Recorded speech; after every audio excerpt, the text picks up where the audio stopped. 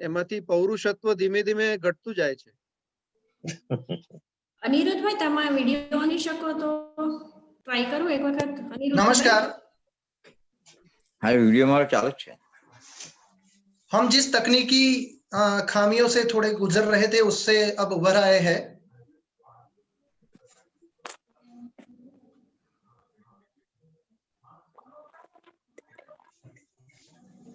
नमस्कार। आशा रखता हूं कि मेरी आवाज आप तक पहुंचती होगी। आगच्छति रवः आगच्छति। महावीर जी जी जी नमस्कार। जी नमस्कार। जी जी महावीर जी और हमारे जो वीसी सर है उनके सिवा आप सभी को नम्र निवेदन है कि आप अपना जो म्यूट रखे, अपना वीडियो ऑन रखे, परंतु जो रव है, आवाज है, वो आपकी ओर से ना आए उतना प्रयत्न करना। इस राष्ट्रीय वेबिनार गृहे गृहे गीता में आप सभी का स्वागत है। सबसे पहले तो इस कार्यक्रम की जो पूरी योजना है यह हमारे कुलपति श्री जिन्होंने इस प्रकार का पूरा हमें बहुत ही अच्छा मापन दिया और इस गीता जयंती के अवसर पर यह कार्य करने की प्रेरणा दी और घर घर में गीता, गृहे गृहे गीता, घर घर में गीता, यह पूरा एक जो विचार है और न कि सिर्फ घर घर में परंतु हृदय हृदय गीता, गीता का जो स्थान है वो हृदय हृदय तक पहुंचे, इसलिए इस वेबिनार का आयोजन किया गया है। इसमें आप सभी का स्वागत है। सबसे पहले संस्कृत विभाग अध्यक्ष डॉक्टर राकेश पटेल को मैं विनती करूंगा कि वो अतिथियों का स्वागत एवं परिचय करवाए। જયભાઈ આપણે મંગલાચરણ બેન કૃષ્ણાબેન પછી લે છે. जी जी जी कृष्णा बहन लेंगे। एक निमिषम।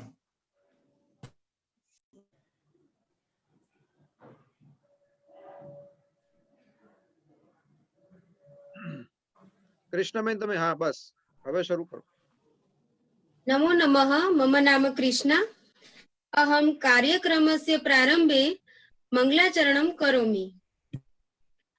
पार्थाय प्रतिबोधितां भगवता नारायणेन स्वयं व्यासेन ग्रथितां पुराणमुनिना मध्ये महाभारतम्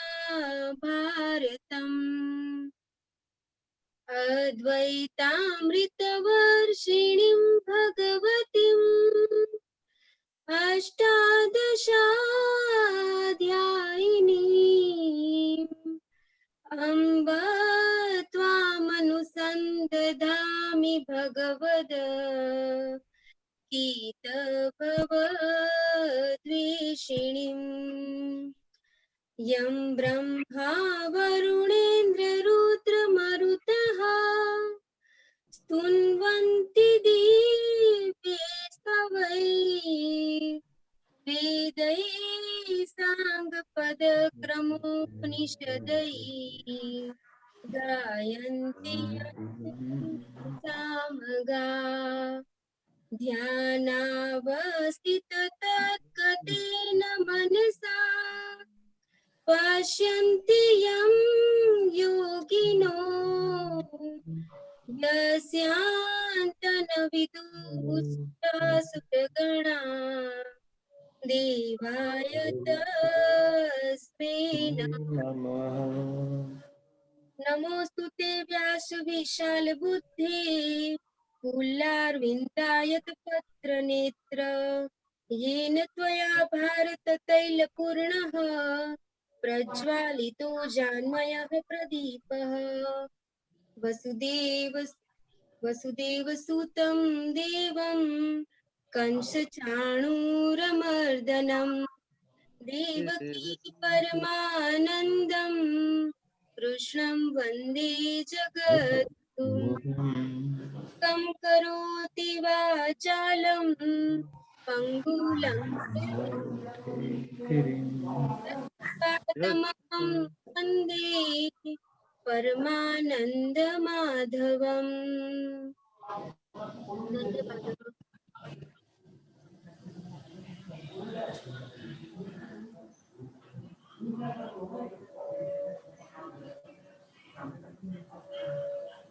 जय भाई अनम्यूट।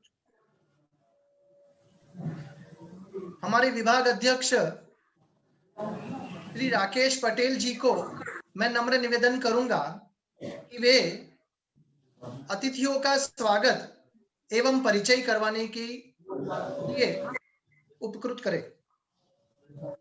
आज के गीता जयंती के उपलक्ष्य में चिल्ड्रंस यूनिवर्सिटी गांधीनगर गुजरात और हमारे यूनिवर्सिटी के कुलपति श्री माननीय हर्षद भाई शाह, आज के मुख्य वक्ता आदरणीय प्रोफेसर डॉक्टर महावीर अग्रवाल साहब, आज के वेबिनार में जिसका शीर्षक है गृहे गृहे गीता, मतलब कि सभी के घर में, सभी के हृदय में गीता पहुंचे, इस उपलक्ष्य में आज के वेबिनार में उपस्थित सभी अतिथियों, महानुभाव और जितने भी सुनने वाले हैं, सभी का मैं हृदयपूर्वक स्वागत करता हूं। आज का जो वेबिनार है, ये वेबिनार वाकई में जो आयोजित किया गया है वो सिर्फ गीता का गुणगान करने के लिए तो है ही, मगर गीता के जो सिद्धांत है, गीता के जो हमारे जीवन में उपयोगी सिद्धांत है, उसके बारे में भी हम जानने वाले हैं।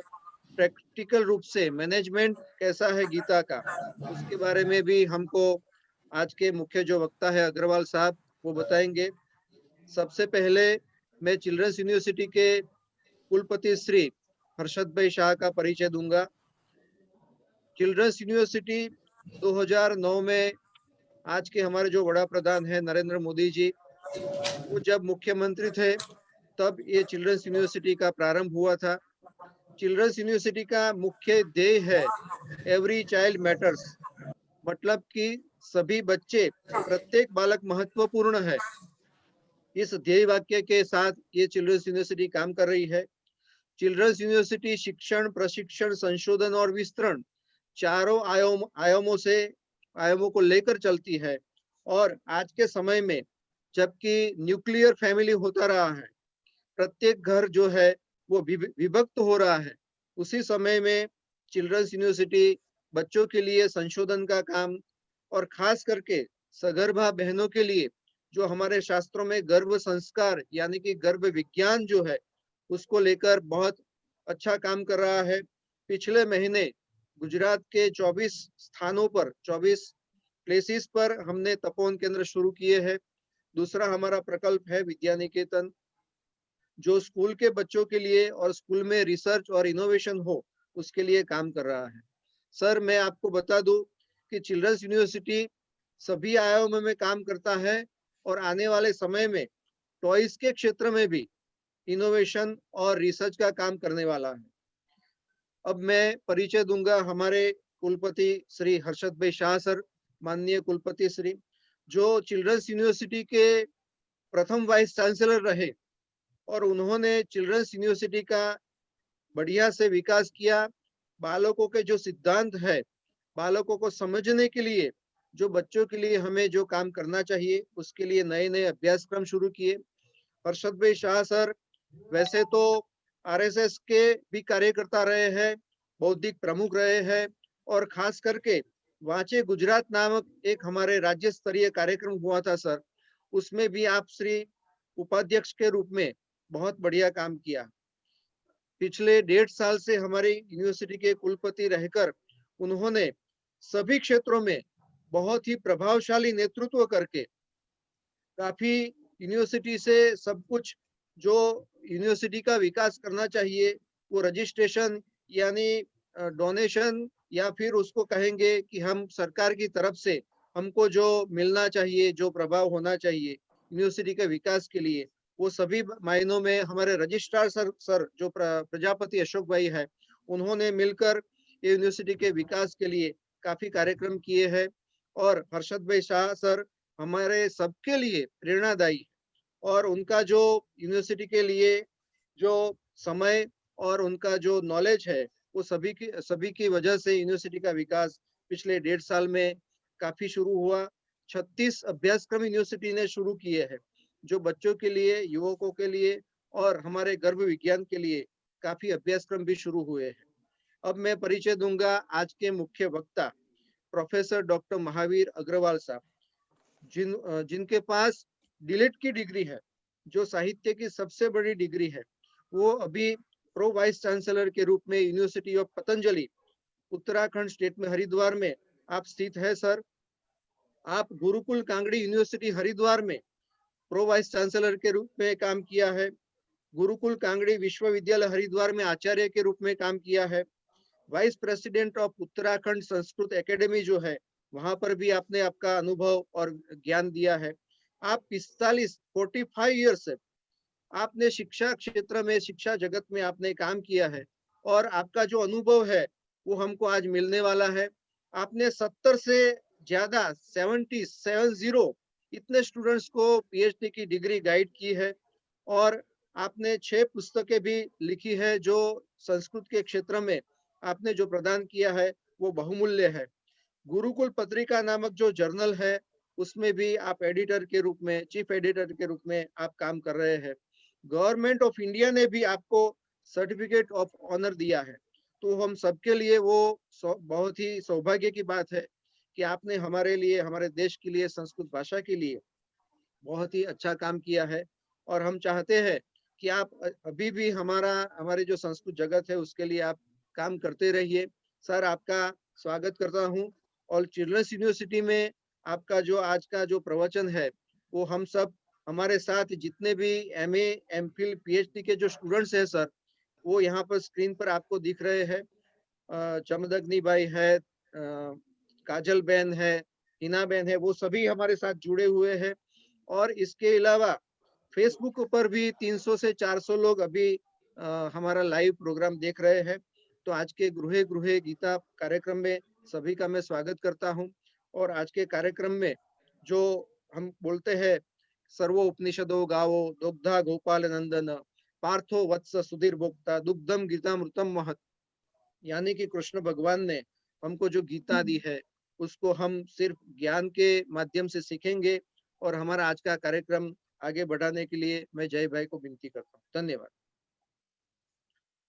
धन्यवाद महोदय। आज के इस पूरे जो कार्यक्रम के, मैंने आपसे कहा वैसे, पहले कहा वैसे, दृष्टा जो है हमारे, वह हमारे कुलपति श्री हर्षद भाई शाह, चिल्ड्रंस यूनिवर्सिटी के माननीय कुलपति, और जिनके कार्यक्षेत्र में और जिनकी प्रेरणा की वजह से हम एक नई उड़ान के लिए, ऊंचाई के लिए कार्यरत हुए हैं, ऐसे श्री हर्षद भाई प्र शाह को मैं विनती करूंगा कि वह अपना अध्यक्षीय प्रवचन दे। सभी को प्रणाम। मेरे सम्मुख डॉक्टर महावीर जी अग्रवाल, ये आज हमारे विद्वान वक्ता जो हमें उपलब्ध हुए हैं, उनका मैं हार्दिक स्वागत करते हुए और मेरी कुछ बात करूंगा। सभी ये सुनने वाले और देखने वाले या दर्शक और श्रोता जो भी मित्र हैं, ये सब इनका हार्दिक स्वागत इस वेबिनार में है, क्योंकि ये अति महत्वपूर्ण वेबिनार आयोजित हुआ है। और इसका जो शीर्षक हमने रखा है गृहे गृहे गीता, क्योंकि हम चिल्ड्रंस यूनिवर्सिटी के रूप में प्रत्येक घर में पहुंचना चाहते हैं। चिल्ड्रंस यूनिवर्सिटी की फिलॉसफी, उसका तत्व ज्ञान, ये प्रत्येक बच्चे को, प्रत्येक बालक को, प्रत्येक माता को, पिता को, परिवार को स्पर्श करने वाला तत्व ज्ञान है हमारा। यहाँ कोई सीमित विषय नहीं है, यहाँ असीमित विषय है। और इसलिए यूनिवर्सिटी की जो व्यापक संकल्पना है उसे ध्यान में रखते हुए हमें लगा कि ये गीता का तत्व ज्ञान यदि घर घर में पहुंचता है तो चिल्ड्रंस यूनिवर्सिटी का तत्व ज्ञान समझने में या उसकी महत्ता समझने में लोगों को बड़ी आसानी रहेगी। इसलिए गृहे गृहे गीता ऐसा विषय हमने पसंद किया है। आज से 5157 वर्ष के पहले, 5157 इतने वर्षों के पहले, एक रण मैदान में, कुरुक्षेत्र के रण मैदान में, जब अर्जुन को विषाद हुआ, महाभारत के युद्ध में दोनों जो उसके योद्धा थे आमने सामने खड़े थे, कौरव और पांडव पक्ष, और युद्ध करने के लिए जब तैयार थे, तत्पर थे, तब जब अर्जुन को विषाद हुआ कि ये तो सब मेरे अपने हैं, मेरे भाई बंधु हैं, मेरे वडील हैं, मेरे गुरुजन हैं, तो इनको मैं कैसे मारूं, इनके सामने युद्ध कैसे करूं। भला हो उस अर्जुन का कि उसको ऐसा विषाद हुआ। और हमें रण के मैदान में भगवान श्री कृष्ण ने उसको जो उद्बोधन किया, उसको जो गीता सुनाई, उसको जो उपदेश दिया, वो हमारे लिए एक खाती बन गया, हमारा धरोहर बन गया, और हमारे जीवन जीने की एक दिशा बन गई कि हमें किस तरह से जीना चाहिए।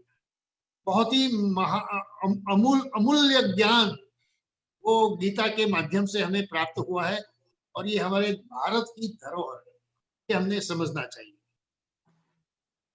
भारत देश की व्याख्या मैं करता हूँ, भा में रत भारत कहते हैं।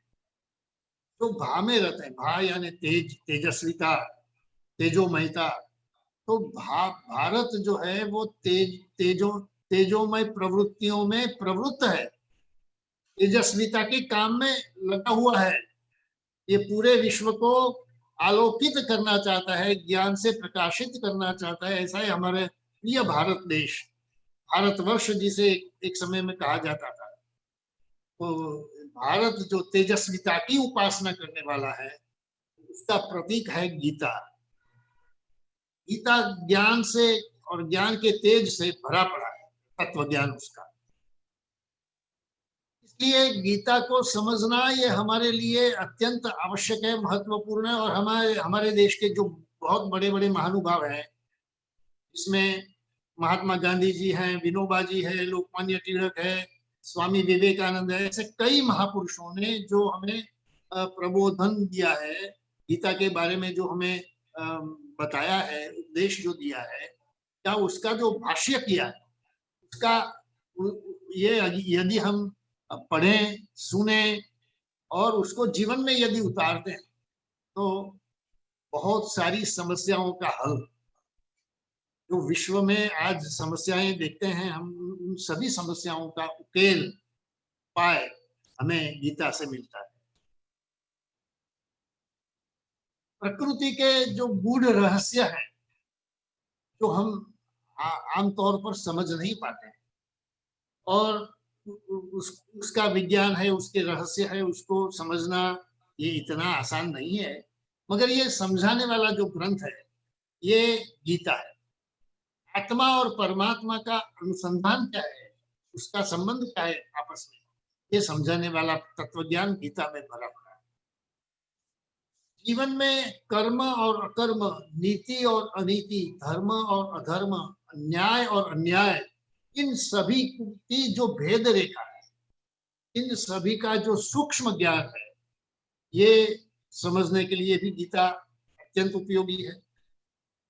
अब देखिए, एक तरफ रण मैदान में, युद्ध के मैदान में, जब दोनों लश्कर आमने सामने खड़े हैं, और उस समय 700 प्रकार के श्लोक, 18 अध्याय के गीता के, और 700 श्लोक उसका प्रबोधन करना, तो एक तरफ है रणटंकार, चारों ओर युद्धनाद होते हैं, और उस ऐसे समय में गीता सुनाने वाले की तेजस्विता, कृष्ण भगवान का जो धैर्य और अर्जुन का सुनने का धैर्य, ये दोनों काबिले दाद है। और इसलिए एक ये जो पूरी परिकल्पना है, या तो पूरा जो शास्त्र है गीता का, ये पूरे विश्व में अभी प्रकाशित हुआ है, पूरे विश्व में उसको स्वीकृति मिली है, कई विदेशियों ने उसको अपनाया है, कई विदेशी तत्व चिंतकों ने उसका बड़ा गहरा अध्ययन किया है। और इसलिए हमारे देश में यह गीता जयंती का जो पर्व मनाया जाता है, 5157 वर्ष, फिर से मैं ये साल बोलता हूँ, ये वर्ष बोलता हूँ, वर्षों के पहले ये गीता भगवान श्री कृष्ण ने अर्जुन को सुनाई थी।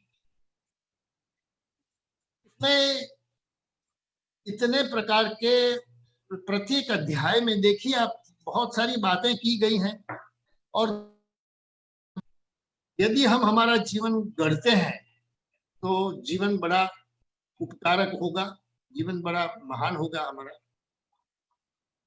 उन्होंने एक तीसरे अध्याय में एक श्लोक कहा है भगवान श्री कृष्ण ने, श्रेयान् स्वधर्मो विगुणः परधर्मात् स्वनुतिष्ठात् स्वधर्मे निधनम श्रेयः परधर्मो भयावह। अब ये स्वधर्मे निधनम श्रेय है, अपने धर्म का आलंबन करते हुए, परिपालन करते हुए यदि मृत्यु भी आती है तो वह श्रेयस्कर है। ऐसे कितने उदाहरण हमारे देश में है, आप सोचिए। वीर हकीकत राय देखिए, गुरु तेग बहादुर देखिए, गुरु गोविंद सिंह देखिए, गुरु गोविंद सिंह के 2 पुत्र फतेह सिंह, जोरावर सिंह, 4 पुत्र, अर्जुन सिंह, जुझार सिंह, ऐसे 4 पुत्रों ने जो बलिदान दिए, सबका एक ही आधार था, एक ही सूत्र उनके जीवन में सर्वोपरि था, और वह था स्वधर्मे निधनम श्रेय परधर्मो भयावह। ऐसे कितने सारे सूत्र उन्होंने, भगवान श्री कृष्ण ने हमें बताया है। न ही ज्ञानेन सदृशम पवित्रमिह विद्यते, ज्ञान के समान किसी भी कोई भी तत्व इतना पवित्र नहीं है। ज्ञान अत्यंत पवित्र है, अत्यंत श्रेष्ठ है, और कर्म करते हुए ज्ञान पाना, और ज्ञान के अनुसंधान में आत्मा के साथ, आत्मा और परमात्मा का ज्ञान प्राप्त करके उसका अनुसंधान स्थापित करना, ये कितनी बड़ी बातें उन्होंने बताई हैं। भगवान श्री कृष्ण ने जो विश्व रूप दर्शन बताया है, दिया है, भगवान ने मेरे ख्याल से 3 बार विश्व रूप दर्शन कराया है। एक बार जब वो बाल्यावस्था में थे, तब यशोदा जी ने कहा कि कन्हैया मुंह खोल, माटी खाई है तूने। तब कन्हैया अपना मुंह खोलता है, और उसमें माता यशोदा को विश्व रूप का दर्शन। ओ ये मेरा अचंभित होती है माता, ये क्या है, वो हो गई अपने जीवन में, कि उसको महान दर्शन हो गए भगवान के। दूसरी बार जब भगवान श्री कृष्ण विष्टि के लिए गए दुर्योधन की सभा में उसको मनाने के लिए, और जब दुर्योधन ने उनको पकड़ना चाहा या उनको परेशान करना चाहा, तब भगवान श्री कृष्ण ने फिर से अपना विराट रूप का दर्शन दिखाया, और सब बेहोश से हो गए। और तीसरी बार जब अर्जुन को प्रबोधित कर रहे थे रण मैदान में, तब अर्जुन को भी उन्होंने विश्वरूप दर्शन दिखाया। तो भगवान श्री कृष्ण की जो ये लीला है, उन्होंने हम उनको पूर्ण पुरुषोत्तम कहते हैं। वो धर्म का उपदेश करते हैं, मगर धर्म के साथ साथ धर्म के सामने यदि अधर्म होता है तो अधर्म का नाश करने के लिए कोई भी उपाय हम कर सकते हैं। किसी भी प्रकार का अस्त्र शस्त्र या तो उपाय प्रयोग हम कर सकते हैं, मगर धर्म की रक्षा होनी चाहिए, ये सूत्र उन्होंने दिया है। और इसीलिए जब कर्ण का वध करने की बात आई थी और अर्जुन ने कहा कि भगवान ये तो अभी उसके हाथ में तो शस्त्र नहीं है, वो तो नीचे अपने रथ का पहिया निकाल रहा है कीचड़ में से, अब उसको मैं कैसे मारूं? तो तब ये जो भगवान ने कहा कि भाई वो अधर्म का साथ देने वाली व्यक्ति है, भले ही वो अपने व्यक्तिगत जीवन में कितना भी श्रेष्ठ क्यों ना हो, मगर उसने साथ तो दिया अधर्म का, इसलिए उसको उसका वध करना ही उचित है। अब उसको उसका वध अभी करना पड़ेगा। यदि अभी नहीं करता है तो तुम कभी उसका वध नहीं कर पाओगे, क्योंकि उसकी ताकत तुम्हें मालूम नहीं। ऐसे ऐसे भगवान श्री कृष्ण ने जो जो जहां जहां आवश्यक है वहां अर्जुन को ऐसा दिशा बोध किया है कि हमें उनके जीवन में से बहुत कुछ सीखने को मिलता है। मैनेजमेंट भी यदि भगवान श्री कृष्ण से गीता से हम देखें तो कर्मयोग है और मैनेजमेंट भी है, व्यवस्थापन भी है। और हमें अपने आप को जानने के लिए, स्व को जानने के लिए भी गीता का अवलंबन आवश्यक है, वरना हम कौन है? हम अपने आप को पहचान नहीं पाएंगे। हमें पहचानना है, अपने आप को पहचानना है, और यदि हमें अपने देश की तेजस्विता को भी पहचानना है, अपनी जो भारतीय धरोहर है और हमारा तत्वज्ञान जो है, हमारी फिलोसॉफी जो है, यदि हमें ठीक से समझना है तो हमें गीता का अवलंबन करना ही चाहिए और उसका अध्ययन करना चाहिए, और केवल उसके सिद्धांत को पढ़ करके सीमित न रह जाएं, हमारे जीवन में उसका अनुसरण करें, उसको व्यवहार में लाएं। और इसीलिए यह जो आज का विषय हमने चुना है, गृहे गृहे गीता, और प्रत्येक घर में गीता होनी चाहिए, गीता के अनुष्ठान होने चाहिए, गीता का तत्वज्ञान चिंतन मनन चर्चा होनी चाहिए, और तभी उसका अनुसरण हम अच्छी तरह से कर पाएंगे।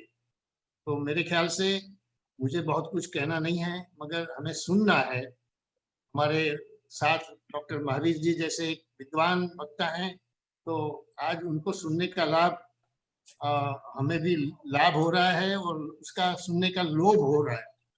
इसलिए मैं चाहता हूं कि यदि मैं ज्यादा समय लूंगा तो लोगों के लिए समय कम रहेगा, और महावीर जी को सुनना ये हमारे लिए एक बड़ा सौभाग्य की बात है, और हम उनको सुनने के लिए उत्सुक हैं।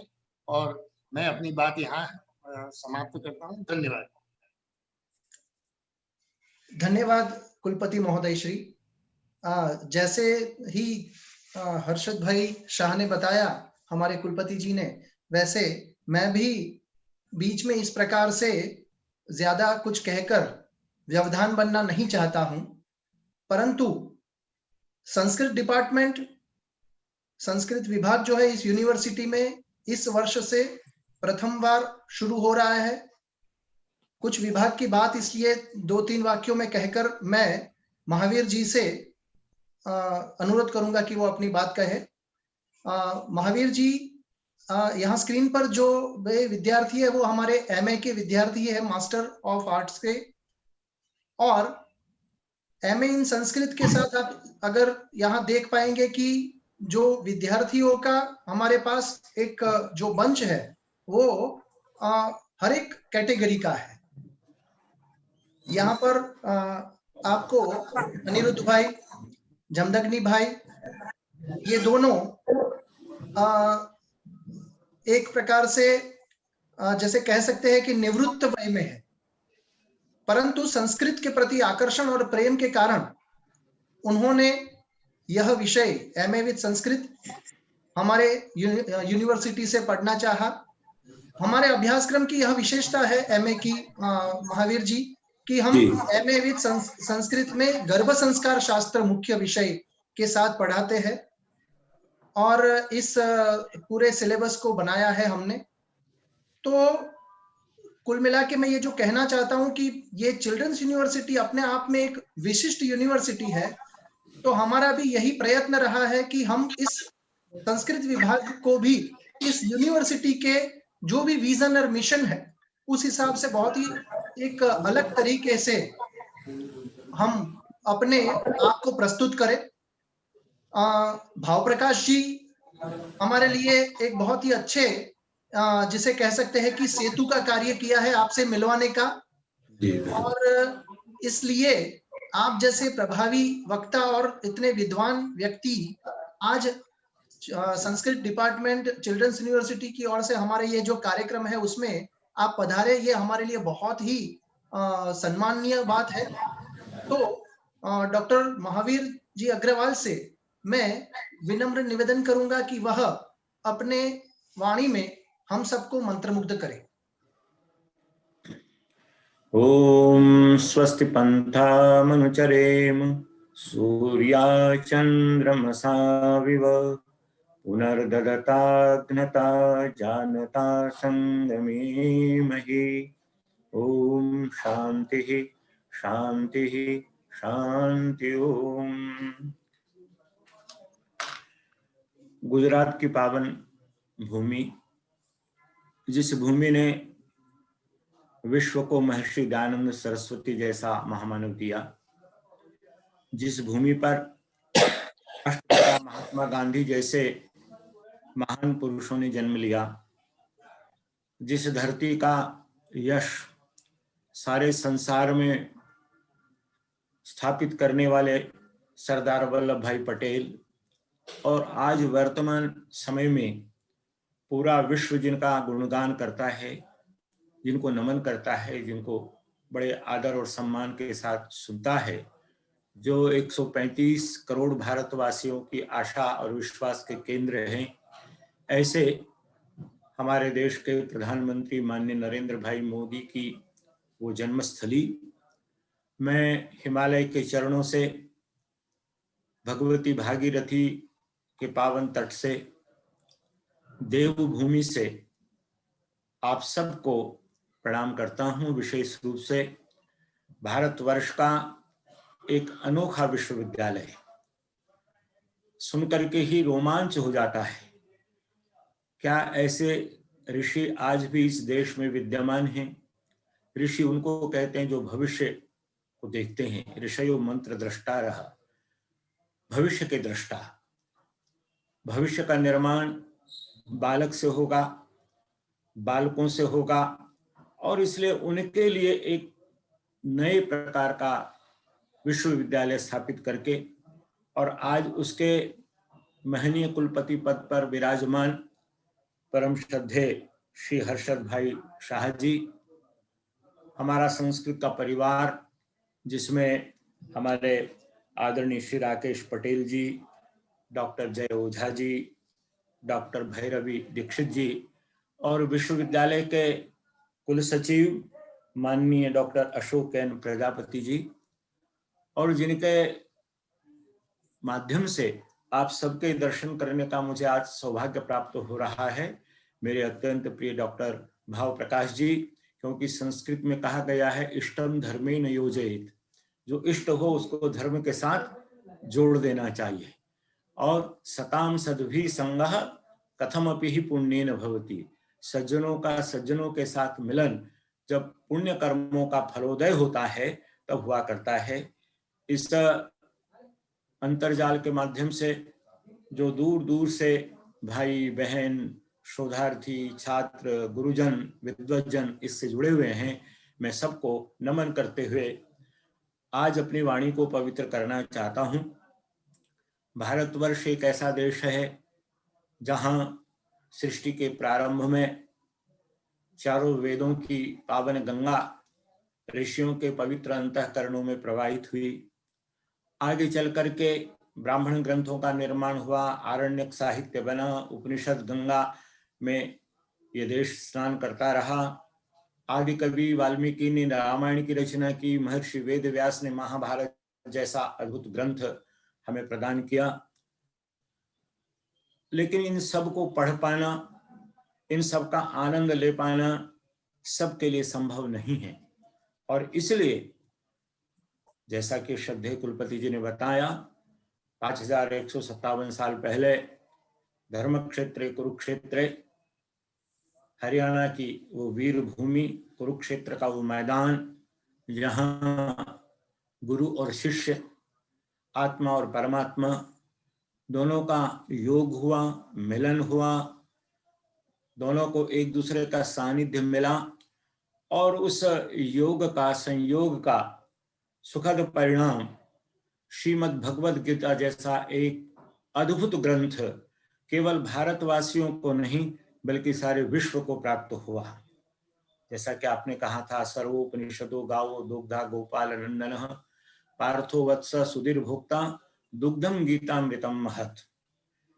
जो वेद नहीं पढ़ सकता, जो संस्कृत का बहुत गहन अध्ययन नहीं कर सकता, जिसके पास बहुत अधिक समय नहीं है इन शास्त्रों के पठन पाठन के लिए, यदि केवल मात्र एक श्रीमद् भगवद गीता का ही वो अध्ययन कर लेता है, उसी को अपने मन मंदिर में बसा लेता है, उसी के अनुसार अपना जीवन आगे बढ़ाने का संकल्प ले लेता है, तो आज जो आपने गृहे गृहे गीता, घर घर में गीता, जने जने गीता, ग्रामे ग्रामे गीता, हृदय हृदय गीता, वाची वाची गीता, प्रत्येक की वाणी में, प्रत्येक के हृदय में, प्रत्येक के मन मंदिर में, प्रत्येक के घर में गीता यदि प्रतिष्ठित हो जाए, हमारे आचरण में आ जाए, हमारे व्यवहार में आ जाए, तो मैं बड़ी विनम्रता के साथ ये कह सकता हूं कि जितनी संसार की समस्याएं हो सकती हैं,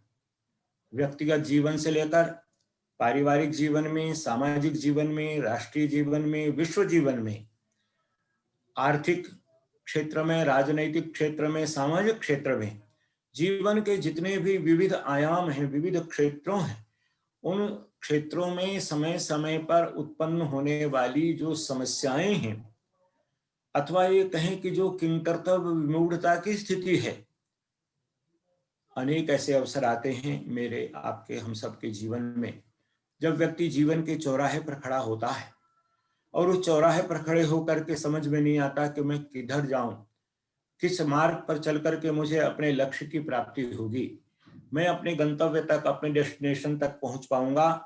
ऐसे समय में यदि कोई हमारा हाथ पकड़कर हमें ठीक ठीक प्रकार से दिशा बोध कराता है, मार्गदर्शन करता है, तो जीवन आगे बढ़ने लगता है। चरैवेति वो चलता चला जाता है। तो मैं समझता हूं श्रीमद् भगवद गीता जो कुरुक्षेत्र के मैदान में 18 अध्यायों में 18 दिन के युद्ध और 18 अध्यायों की ये गीता, जिसका प्रत्येक अध्याय योग है, प्रत्येक अध्याय की समाप्ति पर आपने उसका स्वाध्याय किया है, आप सब विद्वान जन हैं।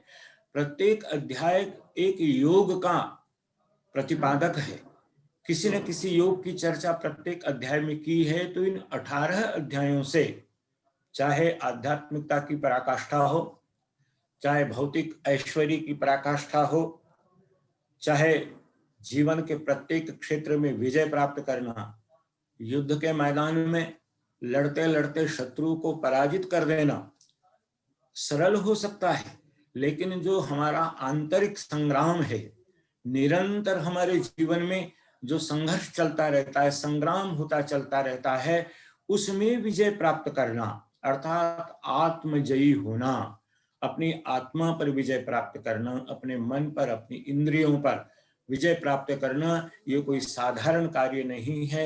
यही सबसे बड़ा संग्राम है, इसमें विजय प्राप्त करना ही सबसे बड़ी विजय है। और हम इस दृष्टि से संसार के महापुरुषों के जीवन चरित्र पढ़ते हैं तो हमें ये दिखाई देता है स्पष्ट रूप से कि किस प्रकार से, चाहे वे जगत गुरु शंकराचार्य हों, चाहे युवा सन्यासी स्वामी विवेकानंद हों, चाहे भारत को आजादी का संकल्प दिलाने वाले नेताजी सुभाष चंद्र बोस हों, चाहे महर्षि दयानंद हो, राष्ट्रपिता महात्मा गांधी हो, प्रत्येक व्यक्ति के जीवन में जो आत्मजयी होने की बात है और जिस समय उसने अपने आप पर विजय प्राप्त कर ली तो वो सारे विश्व को जीत लेता है।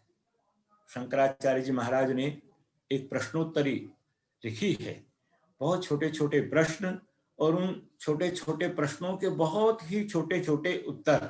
तो उसमें एक प्रश्न किया, जितम जगत केन, किसने सारे संसार को जीता?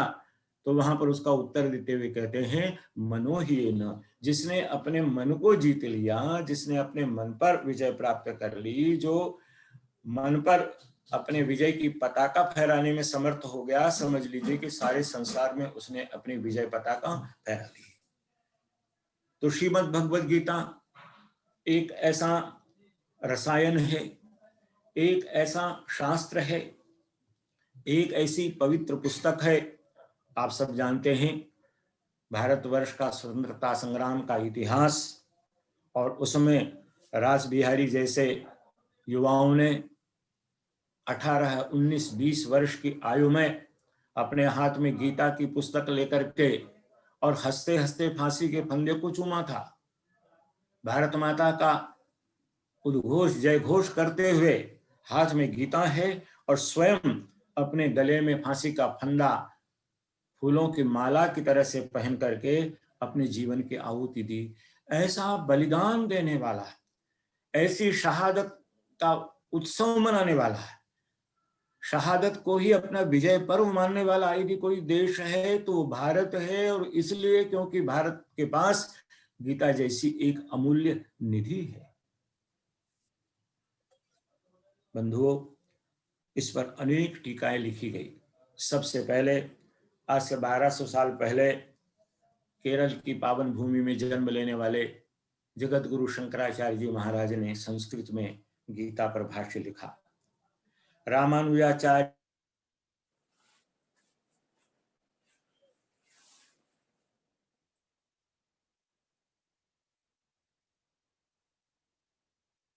अद्भुत ग्रंथ लिखा, और आचार्य विनोबा भावे ने मराठी में बड़ा सुंदर लिखा। क्योंकि मेरी जन्मभूमि महाराष्ट्र है, नागपुर के पास है, और मुझे बाल्यकाल में मराठी भाषा में अध्ययन करने का सौभाग्य प्राप्त हुआ। तो तीसरी या चौथी कक्षा में उस समय हमको विनोबा जी की गीता पढ़ाई जाया करती थी, और आज भी मुझे इतने वर्षों बाद उसका वो एक श्लोक याद है, गीताई माझी माऊली तिचा बाळमी नेनता पढ़ता रड़ता घेई उचलून कड़ेवरी। आप देखिए कितना हृदय को छू लेने वाला भाव है। कहते हैं गीताई माझी माऊली, विनोबा जी कहते हैं गीता मेरी माँ है, मेरी आई है, मेरी माता है, मेरी जननी है। तिचा बाळमी नेनता, और मैं उसका छोटा सा बालक हूं। आपका चिल्ड्रंस यूनिवर्सिटी है, इसलिए बालक बनकर के विनोबा जी कह रहे हैं कि गीता मेरी माँ है। आज आप माँ की पूजा कर रहे हैं इस वेबिनार के माध्यम से।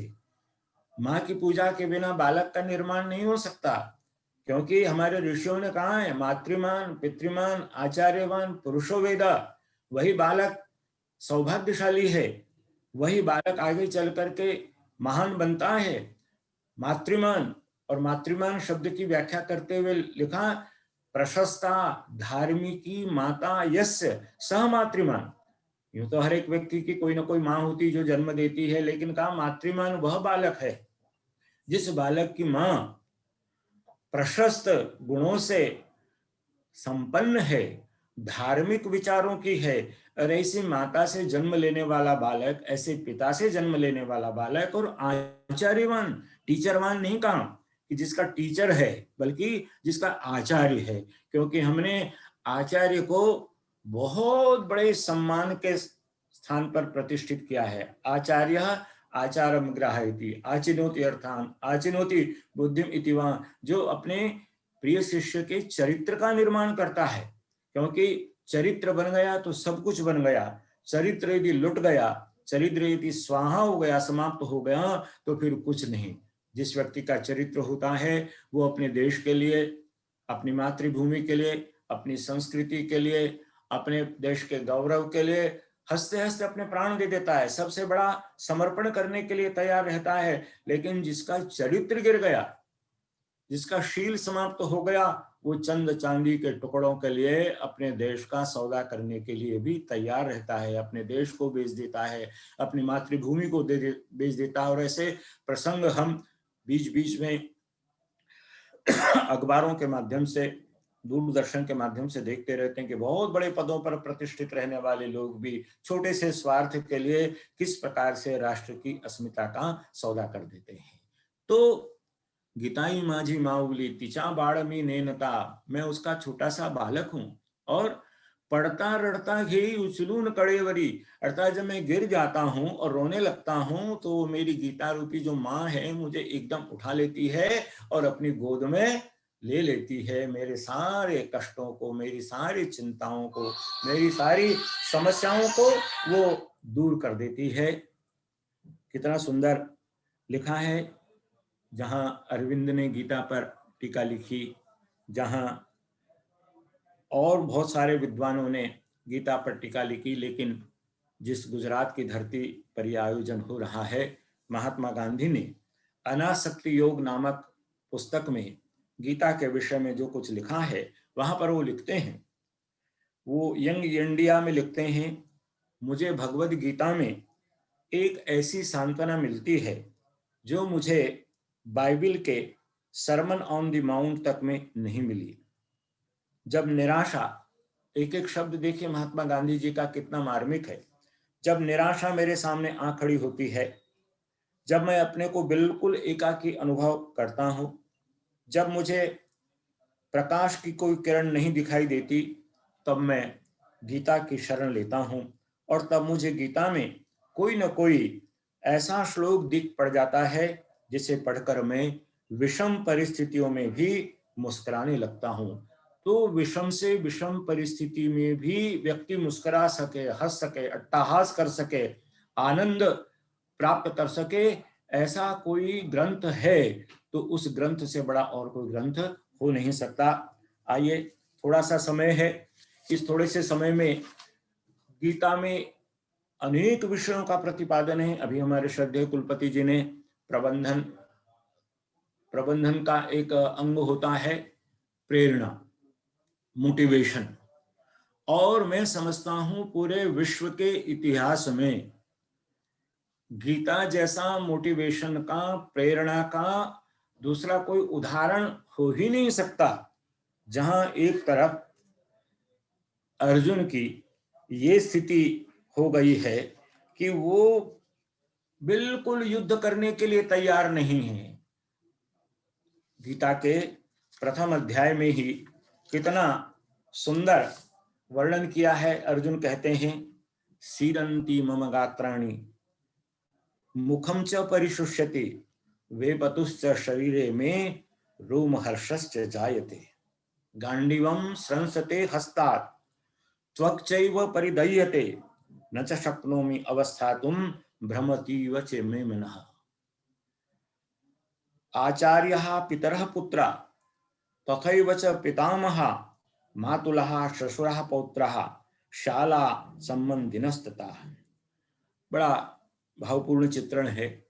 अपने संबंधियों को, चाचा, ताऊ, मामा, गुरु, जिनके चरण वंदना प्रतिदिन मैं किया करता था, आज मैं उनके साथ कैसे युद्ध करूंगा। बिल्कुल ऐसी शून्य की अवस्था में अर्जुन पहुंच गए हैं। हम भी, प्रत्येक व्यक्ति कभी ना कभी ऐसी अवस्था को प्राप्त होता है जब सारा उत्साह, सारा धैर्य समाप्त हो जाता है और व्यक्ति कुछ भी करने की स्थिति में नहीं रहता।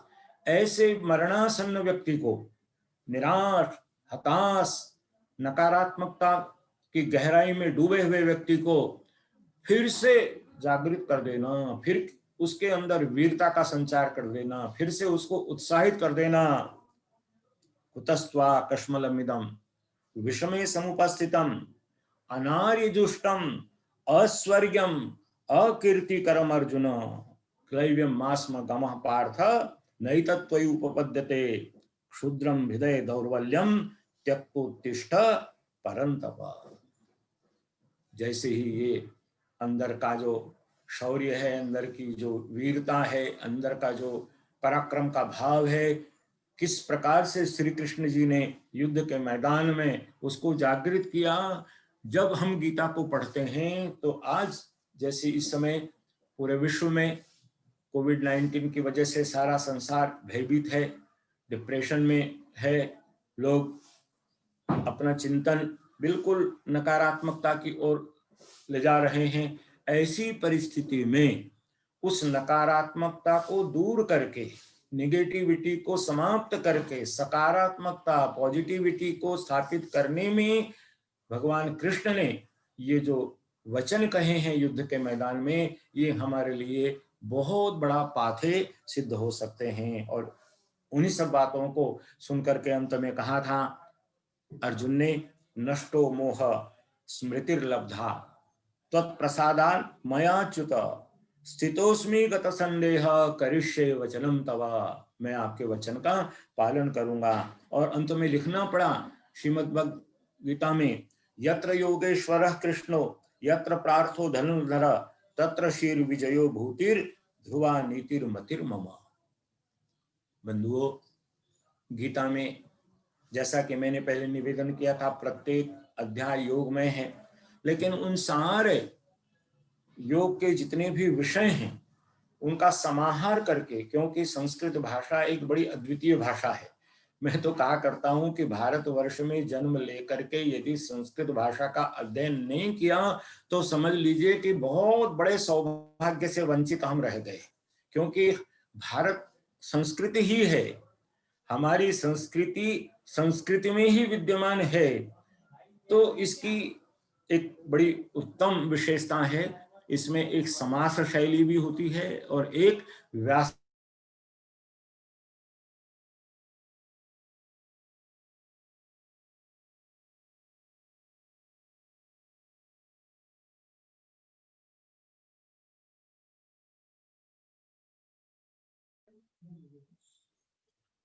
महावीर जी, जब का अभाव हो तो समयाभाव में समास शैली में बहुत थोड़े वाक्यों में बहुत बड़ी बात कहने का भी संस्कृत में सामर्थ्य है।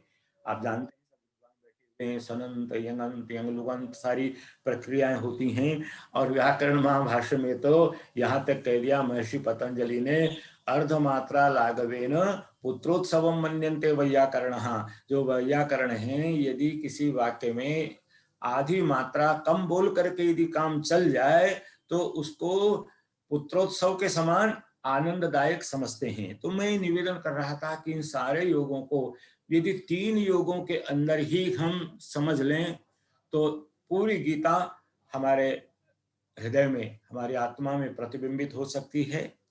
एक कर्म योग है, दूसरा ज्ञान योग है और तीसरा भक्ति योग है। ज्ञान, भक्ति और कर्म योग, मानो ये प्रयाग में जैसे गंगा, यमुना और सरस्वती का संगम है, और जिस संगम में स्नान करने के विषय में कविकुल गुरु कालिदास ने अपने अमर महाकाव्य रघुवंश में बहुत सुंदर लिखा है, आपको स्मरण आएगा।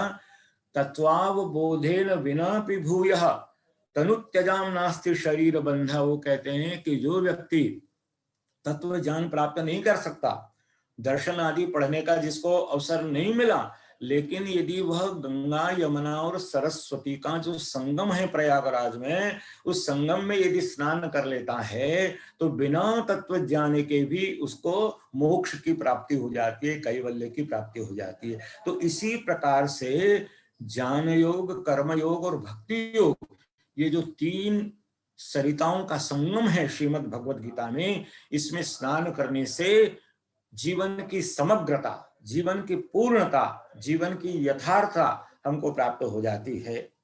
कर्मण्येवाधिकारस्ते मां फलेषु कदाचन मां दुर्भु माते संगोस्त्व कर्मणि।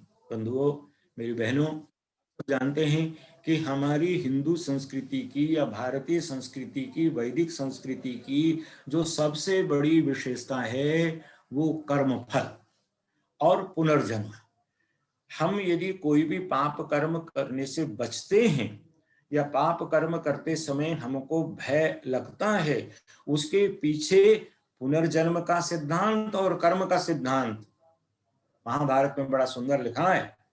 यथा धेनु सहस्रेषु वत्सो विन्दति मातरम एवं पुरा कृतम कर्म कर्तारम अनुगच्छति। कितना सुंदर, कितना सहज और सरल भाषा में लिखा है। कैसे, जैसे हजारों गौओं में यथा धेनु सहस्रेषु वत्सो विंदति मातरम। बछड़ा वो किसी यूनिवर्सिटी में पढ़ा लिखा नहीं है, बोलना नहीं जानता, कुछ उसके पास कोई आइडेंटिटी कार्ड, पहचान पत्र नहीं है, कुछ नहीं है, लेकिन हजारों गौओं में दौड़ता हुआ अपनी माँ को पहचान लेता है, उसको पकड़ लेता है, उसका दुग्ध पान करके आनंद विभोर हो जाता है। इसी प्रकार से हमने दिन के उजाले में, रात के अंधेरे में, किसी एकांत शांत स्थान में छिप करके कोई कर्म किया है, अच्छा या बुरा कर्म किया है, तो कहते हैं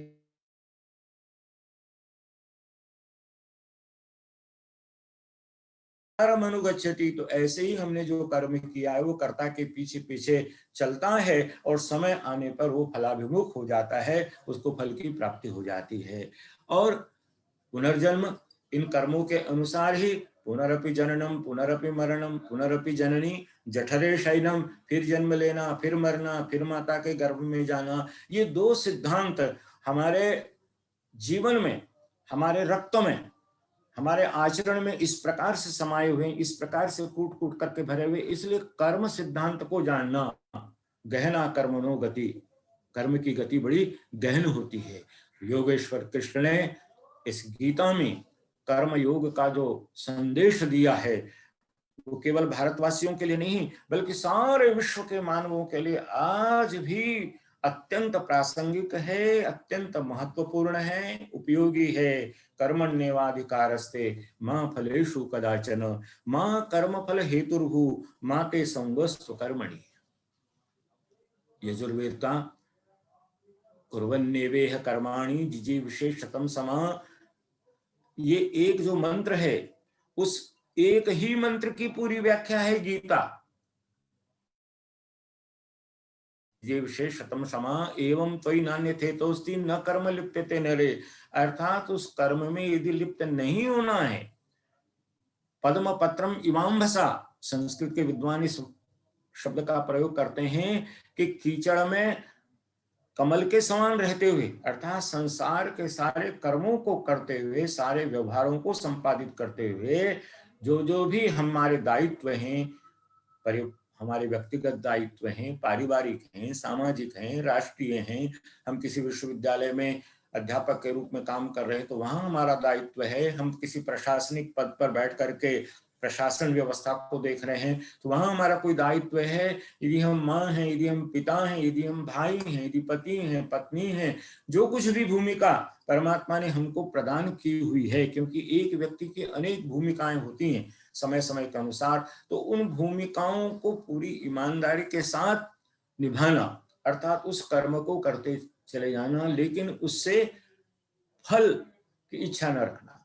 आप देखते हैं गीता का स्वाध्याय करते समय उसमें कर्म सिद्धांत के साथ साथ यज्ञ का भी बड़ा विस्तार से स्थान स्थान पर वर्णन किया है, उल्लेख किया है। अब दोनों को जब आप जोड़ दें, इधर कर्म सिद्धांत है, उधर यज्ञ की महिमा है।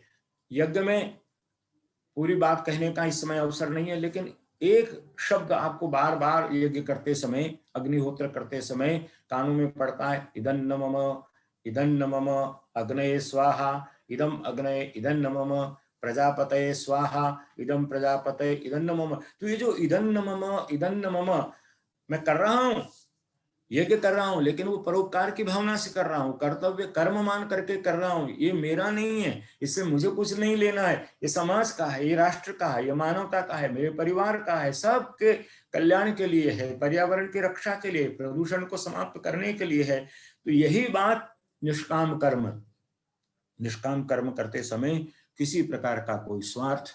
आज तो कई बार हम देखते हैं कि कोई व्यक्ति अपने गुरुओं को नमस्ते भी करता है, परीक्षा के दिन आने वाले हैं, अंक अच्छे चाहिए, प्रैक्टिकल में नंबर चाहिए, मौखिक परीक्षा में नंबर चाहिए और कुछ चाहिए, तो शिष्यगण बहुत झुक झुक करके बड़ी विनम्रता के साथ बार बार चरण स्पर्श करते हुए प्रणाम करते हैं, और जैसे ही वो हित सिद्ध हो गया उसके बाद फिर पहचानते नहीं वाली स्थिति आ जाती है। नहीं, ये मैं शिष्य हूं, मेरा ये धर्म है, मेरा ये कर्म है, ये मेरे गुरु हैं, गुरु का आदर करना, माता पिता का आदर करना, बड़ों का सम्मान करना।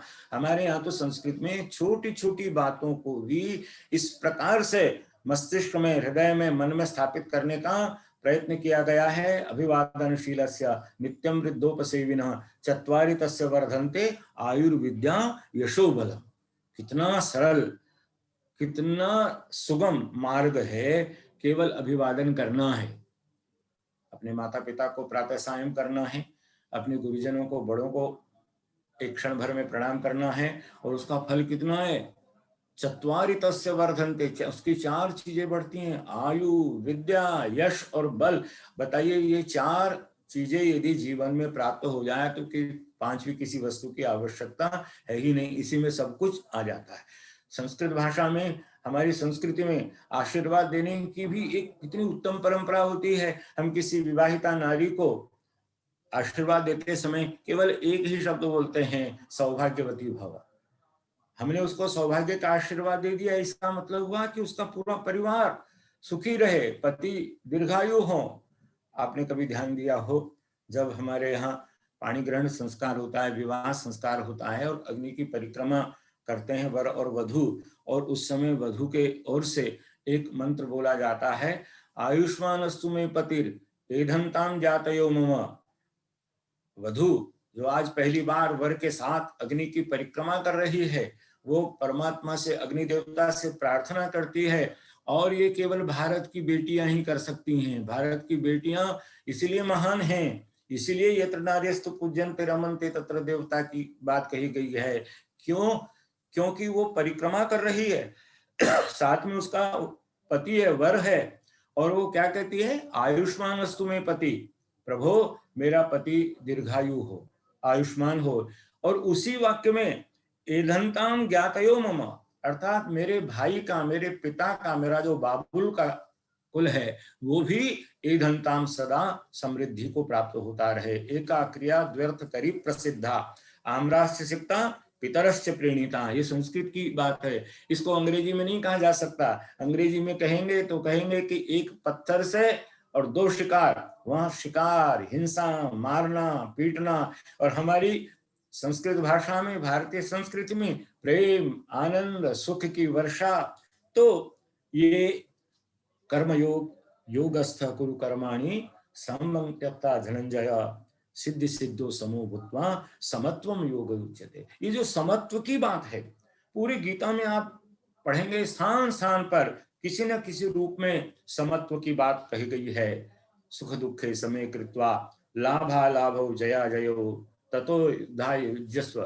कहते हैं सुख दुख, लाभ हानि, जय पराजय, मान अपमान। और इसीलिए हमारे यहाँ तप की जो परिभाषा है, द्वंद्व सहनम तपः। ये जो द्वंद्व है, इन द्वंद्वों से ही तो व्यक्ति विचलित हो जाता है।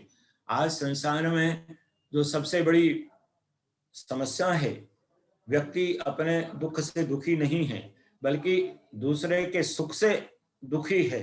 तो ये जो अवस्था है, दूसरे के वैभव को देखकर, दूसरे के सुख को देखकर, उसकी विजय को देखकर, उसके गुणों की सुगंध को देख करके व्यथित होना, कहते नहीं, सुख हो, दुख हो, हानि हो, लाभ हो, योग मिश्रित होकर के कर्मों को करना, यही वास्तव में सच्चा योग है।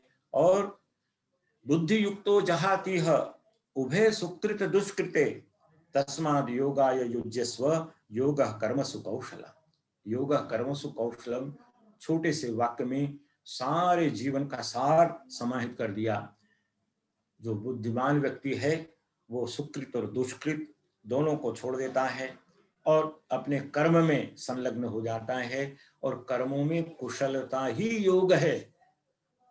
आप कभी उत्तर भारत आएंगे तो चंडीगढ़ में एक रॉक गार्डन है, उसको जरूर देखिएगा। जैसे वहां पर रोज गार्डन है, गुलाब का बहुत बड़ा, बहुत विशाल बगीचा है, इसी तरह से एक रॉक गार्डन है। रॉक गार्डन का निर्माण एक कुशल शिल्पी ने, इंजीनियर ने, आर्किटेक्ट ने, हमारे घरों की जो टूटी फूटी चीजें, टूटी हुई क्रॉकरी, टूटे हुए बल्ब, टूटे हुए ट्यूबलाइट्स, इस तरह के जो हम जिसको फेंक देते हैं, ऐसी वस्तुओं को इकट्ठा करके अपने कर्म की कुशलता से उसको इतना दर्शनीय बनाया कि सारे दुनिया के लोग वहां आते हैं, उसको देखते हैं और न जाने कितने देशों से उनको निमंत्रण प्राप्त होते रहे कि आप हमारे देश में आकर के भी ऐसा कोई गार्डन बना दीजिए। योगः कर्मसु कौशलम।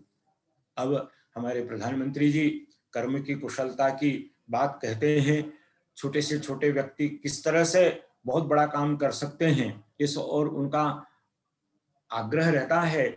और वो आज से 5000 साल पहले योगेश्वर कृष्ण ने अर्जुन को योगः कर्मसु कौशलम कर्मणैव हि संसिद्धिम आस्थिता जनकादय लोक संग्रहमेवापि संपश्यन् कर्तुम अर्हसि। और कर्म क्यों करना चाहिए? कभी कभी ये प्रश्न आता है कि हमारे पास तो सब कुछ है, वैभव है, कार, कोठी, बंगला, प्रतिष्ठा, सब कुछ है, अब हमें कर्म करने की कोई आवश्यकता नहीं है। कहते न, बिना कर्म के एक क्षण भी व्यक्ति रह नहीं सकता।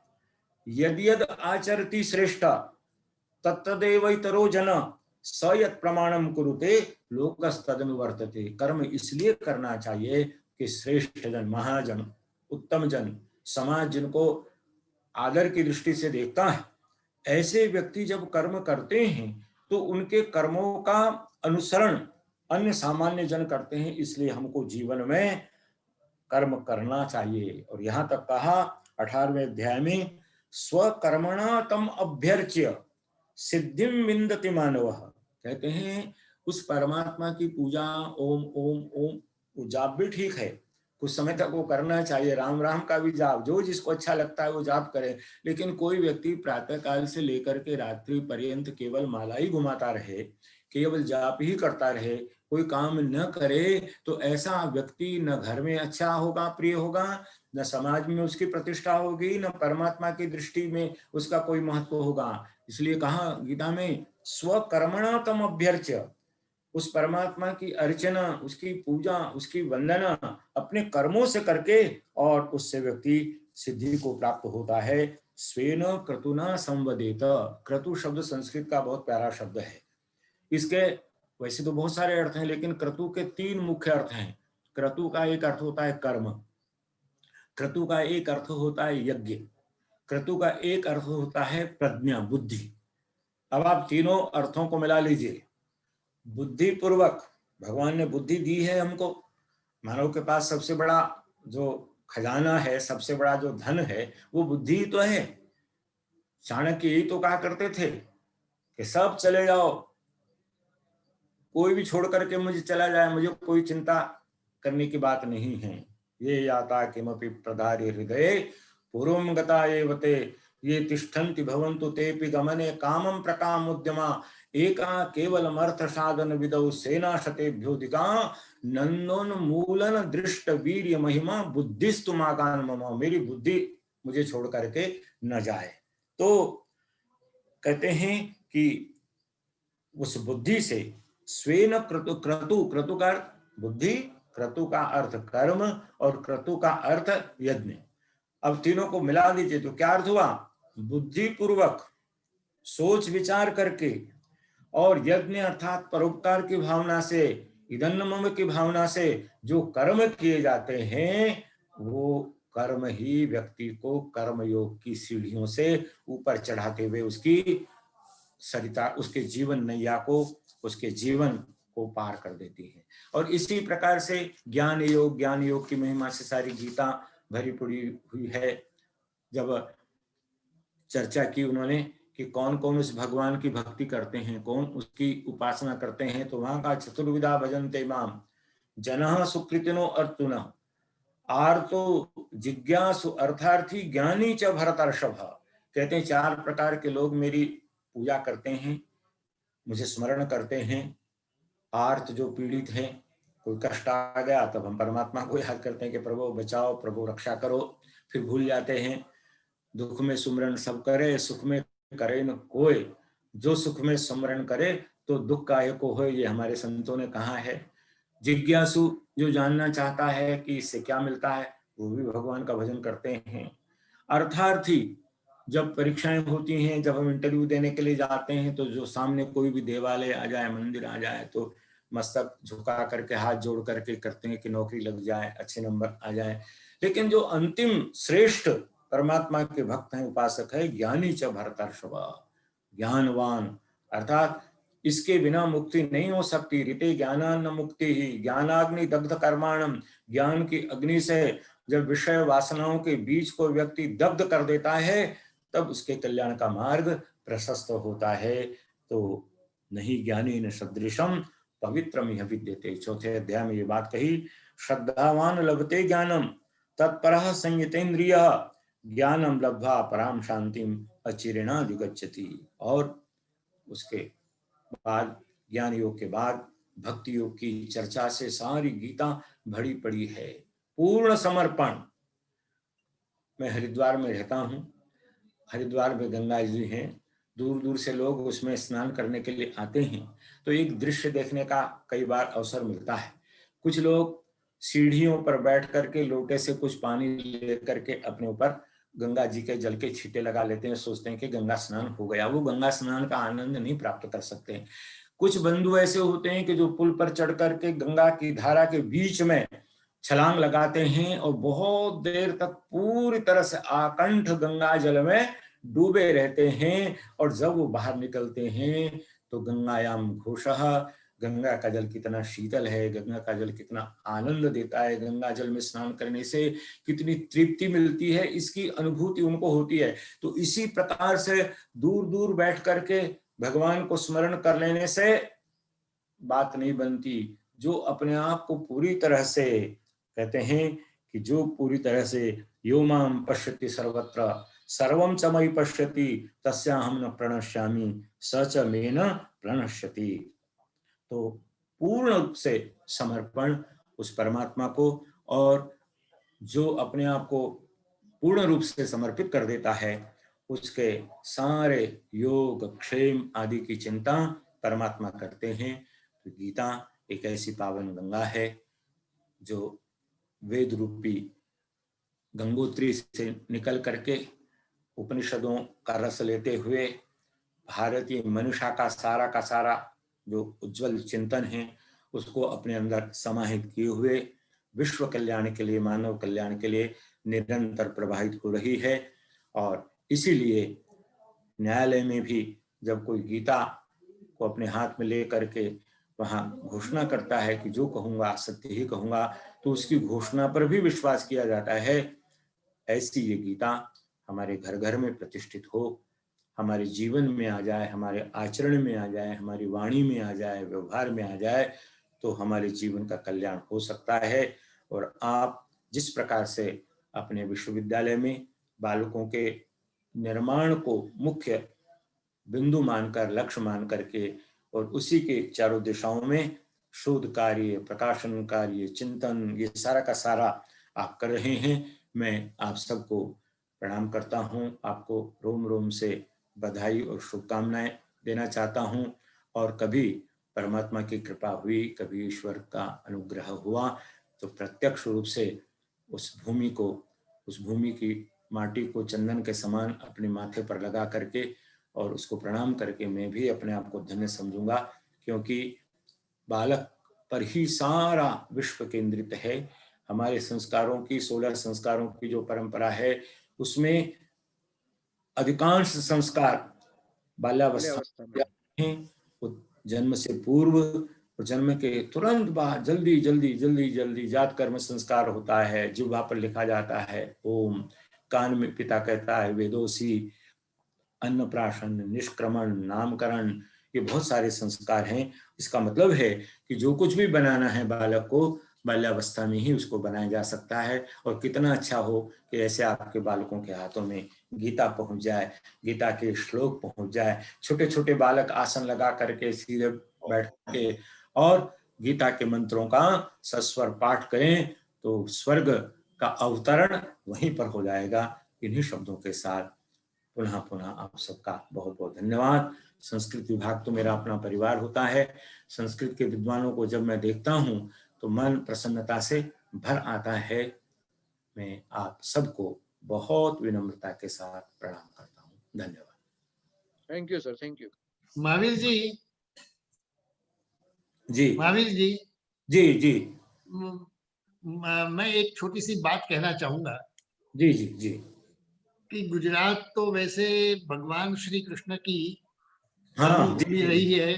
हाँ हाँ हाँ, बिल्कुल बिल्कुल बिल्कुल। यहाँ वेरावल में, प्रभास पाटन में, सोमनाथ में और जी जी द्वारिका में जी जी यहाँ उनके कई संस्मरण अभी भी आज भी ऐसे ही स्पंदन हमें दे रहे हैं।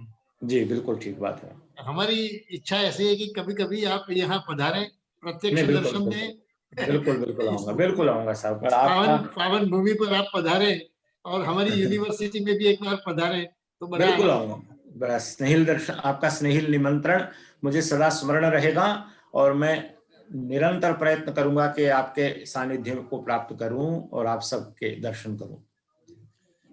धन्यवाद महावीर जी। जी नमस्कार। एक तो गीता जैसा विषय जो आकर्षित करे और हमें लगे कि हम सुनते ही रहे, और उसमें आपकी पीयूष रूपी वाणी, हमें ऐसा लग रहा था कि आपका ये व्याख्यान जो है वो चलता ही रहे। आवाज नहीं हमारे आ रही आपकी, जी कुछ बीच में व्यवधान हो रहा है। जी जी, थोड़ा यहाँ से तकनीकी प्रश्न होगा, शायद अभी आएगी आवाज आपकी ओर। तो हम ये चाहते थे कि आपकी वाणी जो है, पीयूष रूपी वाणी को हम सुनते ही रहे, परंतु समय की अवधि को भी ध्यान में रखना है।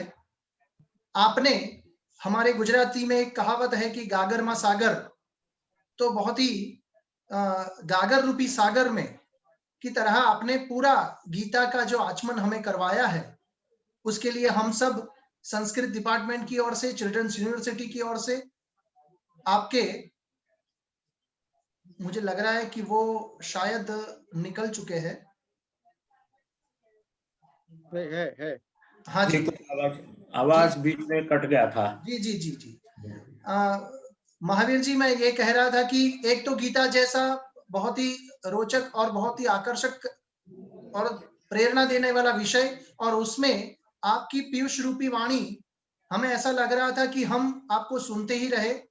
और जिस प्रकार से आपने गीता के बारे में, उसमें बीच बीच में भाष्य की बात की, महाभाष्य की बात आई, आपने शंकराचार्य का भी उसमें उल्लेख किया। तो गीता के अलावा संस्कृत के जो जो अन्य अन्य पहलू आपने इसके अंदर समाहित करके गीता के रूप में, गृहे गृहे गीता के द्वारा आपका जो व्याख्यान है वो हमें देकर, हमें सुनाकर, हमें उपकृत किया है, उसके लिए हम आपके बहुत ही प्रार्थी है। मैं अब हमारा जो दूसरा आगे का हमारा चरण है वो है प्रश्नोत्तरी कार्यक्रम। जी महद अंश जो प्रश्न है उसके बहुत सारे उत्तर आपने अपने वक्तव्य में परोक्ष रूप से दे ही दिए हैं। जो जी प्रश्न यहाँ पर बहुत सारे पूछे गए थे, उसमें से बहुत सारे विषयों की जिज्ञासा मुझे लग रहा है कि आपने कर दी है, पर फिर भी कुछ ऐसे प्रश्न है कि जो मैं आपके ध्यान में लाना चाहूंगा, और हमारे प्रश्नकर्ता की जिज्ञासा को आप शांत करें, ऐसा इच्छा है। सबसे पहले मुकेश कुमार धनजी भाई चौहान जो है वो प्रश्न जी कर रहे हैं कि how to learn use for Bhagwat Gita in education. ऐसा ही एक प्रश्न जो है वो चिराग भाई ठक्कर का भी है, जो मैं उसके साथ अनुस्यूत कर देता हूं कि श्रीमद् भगवत गीता जो है वो विद्यार्थी के जीवन में कहां पर उपयोगी है। तो ये दोनों प्रश्न जो है वो एजुकेशन और स्टूडेंट, यानी उन दोनों से दोनों के अनुरूप है। तो मैं चाहूंगा कि इसके ऊपर आप कुछ।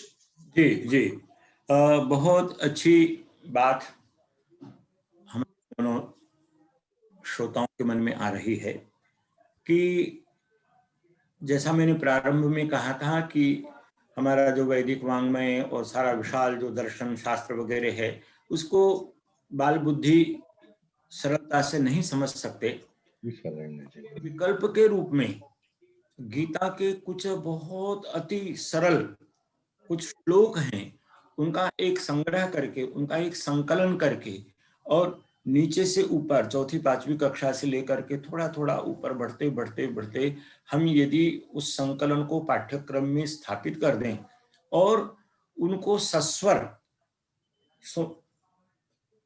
बड़े शुद्ध उच्चारण के साथ, मधुर उच्चारण के साथ बोलने का अभ्यास करा दें, तो गीता के श्लोक बोलने से, जैसे गायत्री मंत्र के उच्चारण से बुद्धि प्रखर होती है, बुद्धि पवित्र होती है, इसी प्रकार से गीता के श्लोक कंठस्थ करने से, उनका प्रतिदिन उच्चारण करने से भी मन शांत भी होता है, पवित्र भी होता है, बुद्धि प्रखर भी होती है। ऐसे बहुत सारे श्लोक हैं, जैसे अभी सबसे पहला श्लोक ही है, धर्म क्षेत्रे कुरुक्षेत्रे समवेता युयुत्सव मामकः पांडवाश्चैव किम कुर्वत संजय। तो ये कितना सरल, बहुत छोटे से छोटे बालक भी इसको याद कर सकते हैं। और हमने प्रयोग यहाँ किया है पतंजलि में। हमारे यहाँ पढ़ने वाले जो छोटे वैदिक गुरुकुलम के बालक है, 6-7 वर्ष के बालक, उनको पूरी की पूरी गीता कंठस्थ हो गई है। और जिस समय वो गीता का गायन करते हैं तो बिल्कुल भाव विभोर हो जाते हैं, श्रोता भी आनंदित हो जाते हैं। एक चारों तरफ एक सकारात्मकता का एक ऐसा वातावरण बन जाता है कि वो बड़ा अलौकिक होता है, दर्शनीय होता है, अनुभूति गम्य होता है। तो मैं निवेदन करना चाहूंगा कि आप विद्वान लोग वहां पर बैठे हुए हैं, कुछ सरलता से थोड़ा थोड़ा क्लिष्टता की ओर ऐसे श्लोकों का संकलन करके और उनका बहुत सरल अर्थ, भावार्थ वहां पर देते हुए उनको हम आगे ले जाएं। इससे 2 लाभ होंगे।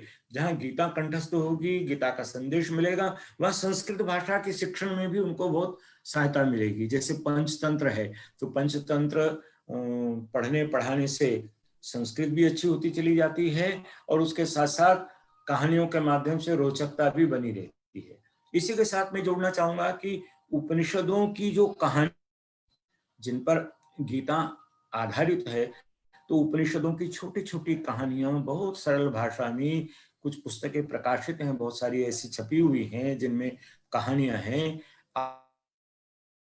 संस्कृत में, हिंदी में उनका प्रकाशन करके बाल बोधाय उनको दे सकते हैं।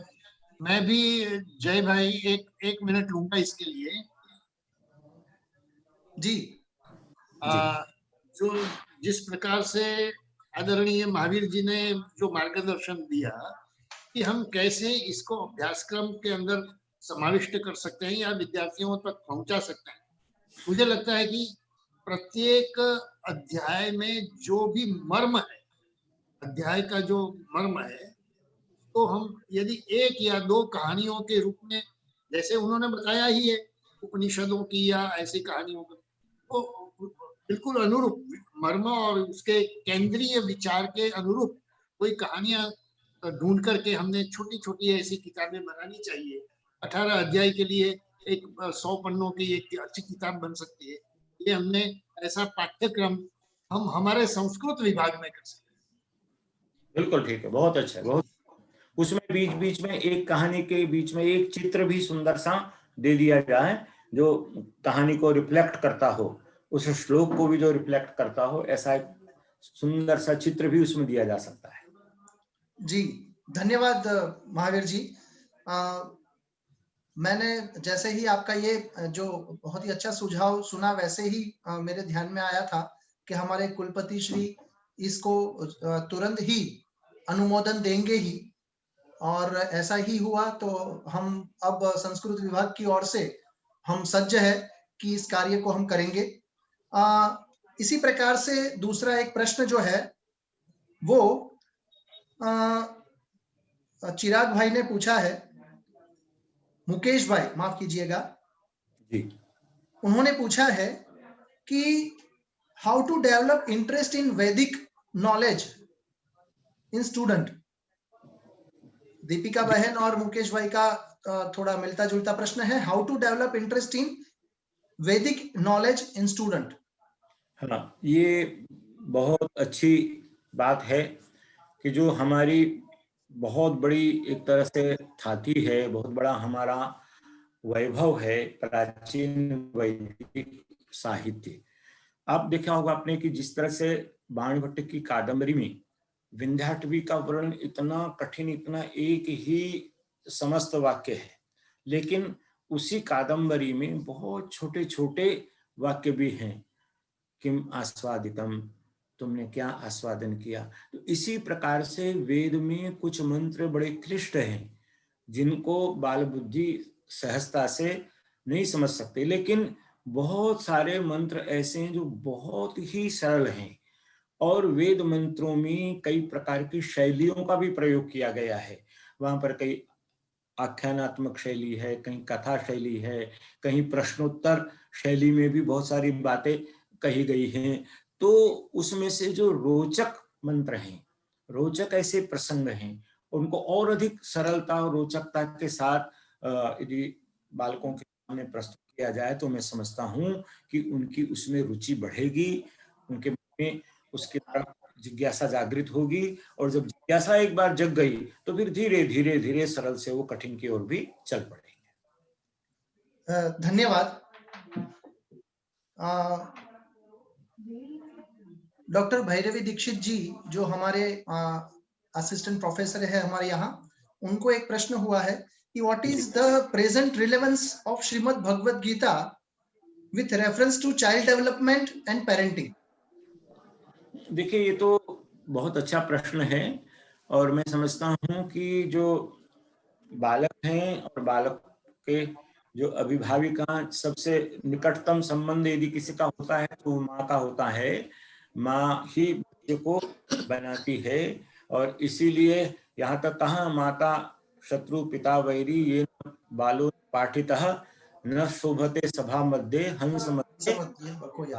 तो माँ का बड़ा रोल होता है। स्मरण है कि प्राचीन काल में माताएं, दादी माँ अपने बच्चों की तरह से अपने पोते और पोतियों को भी कहानियां सुना सुना करके, रामायण की, महाभारत की और कहानियां सुना सुना करके उनके मन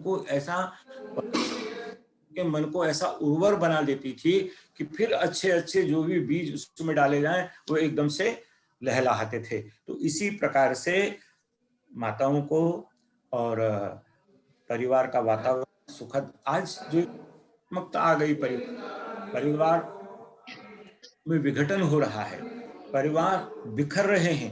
तो यदि मैं तो कहा करता हूं जहां जाता हूं कि दो काम मिलकर के करने लग जाएं तो आनंद, भजन और भोजन।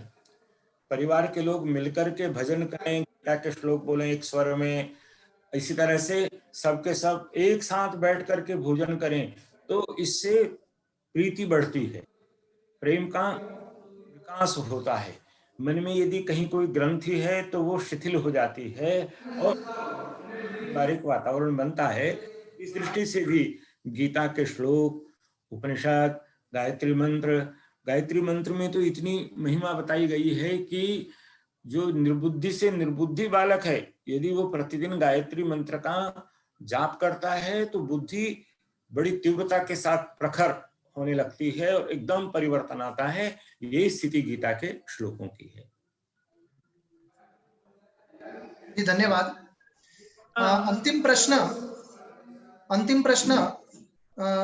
डॉक्टर भाव प्रकाश गांधी ने पूछा है जी कि छोटे बालकों पर गीता के संस्कार डालने के लिए गीता पठन की सबसे सरल और उपकारक विधा कौन सी है, और नवीन पाठ्यक्रम यानी जो नई शिक्षा नीति है उसके संदर्भ में ज्यादा से ज्यादा लोगों तक गीता को पहुंचाने के लिए, जैसे अभी आपने पाठ्यक्रम की बात तो की ही कि जिस तरह से, तो उसके साथ साथ किस प्रकार से हम गीता को, गृह गीता हम कहते हैं, तो हम जन गीता किस तरह से करें, और छोटे बालकों को गीता का जो रटन है वो याद करने की सबसे उपकारक और सरल पद्धति कौन सी है, वो ऐसा अनेक विद्वानों ने कार्य किया है। अभी मेरठ में एक डॉक्टर कर्ण सिंह जी हैं जिनकी भाषा विज्ञान की पुस्तक बड़ी प्रसिद्ध है, वैदिक साहित्य का इतिहास। उन्होंने 10-15 वर्ष से अवकाश प्राप्त कर लेने के कुछ साल बाद अपने जीवन का लक्ष्य ही गीता का प्रचार प्रसार किया है। तो उन्होंने गीता के एक एक अध्याय और उसके एक एक अध्याय के एक एक श्लोक, उसकी इतनी भावपूर्ण और इतनी सरल व्याख्या की है कि उसको खोलते ही पढ़ते ही सारा का सारा जो श्लोक है और उसका जो मर्म है वो समझ में आ जाता है।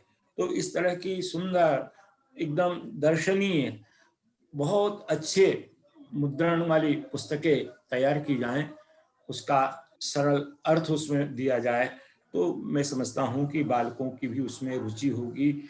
और ये जो नई राष्ट्रीय शिक्षा नीति है, ये तो सफल ही तब होगी जब गीता उपनिषद जैसे ग्रंथ पाठ्यक्रम में रखे जाएंगे।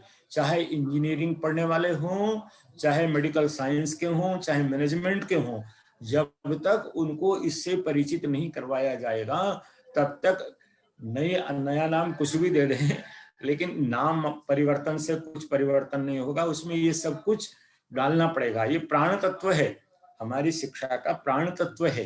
क्योंकि देखिए, हम आप सब विद्वान हैं, दो शब्द हैं, शिक्षा और विद्या।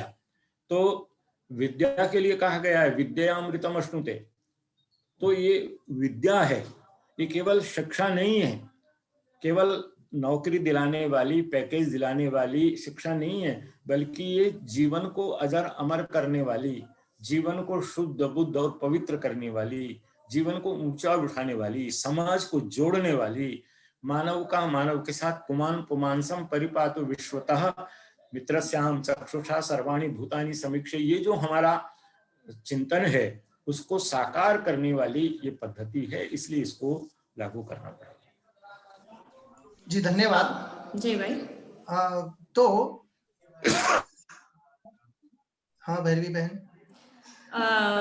महोदय को आज बहुत सारे लोग फेसबुक के माध्यम से सुन रहे हैं और बहुत सारे प्रेक्षक का बहुत सारे प्रश्न है, लेकिन एक प्रश्न ऐसा है जो डॉक्टर प्रवीण वाटेलिया जी महोदय है, उसने फेसबुक के माध्यम से पूछा है, तो मैं महोदय तक पहुंचाने की कोशिश करना चाहती हूँ। डॉक्टर प्रवीण वाटेलिया महोदय का ये प्रश्न है, महावीर जी, आज के गृह गीता परिसंवाद के संदर्भ में निजी जीवन में गीता बोध का अनुसरण करने के लिए हम सबको क्या प्रण लेना चाहिए? तो वैसे तो बहुत सारे प्रश्न हैं और बहुत सारे लोग अभी देख रहे हैं ये वेबिनार को, तो मुझे लगा कि मैं उनका ये प्रश्न आप तक पहुंचाऊं।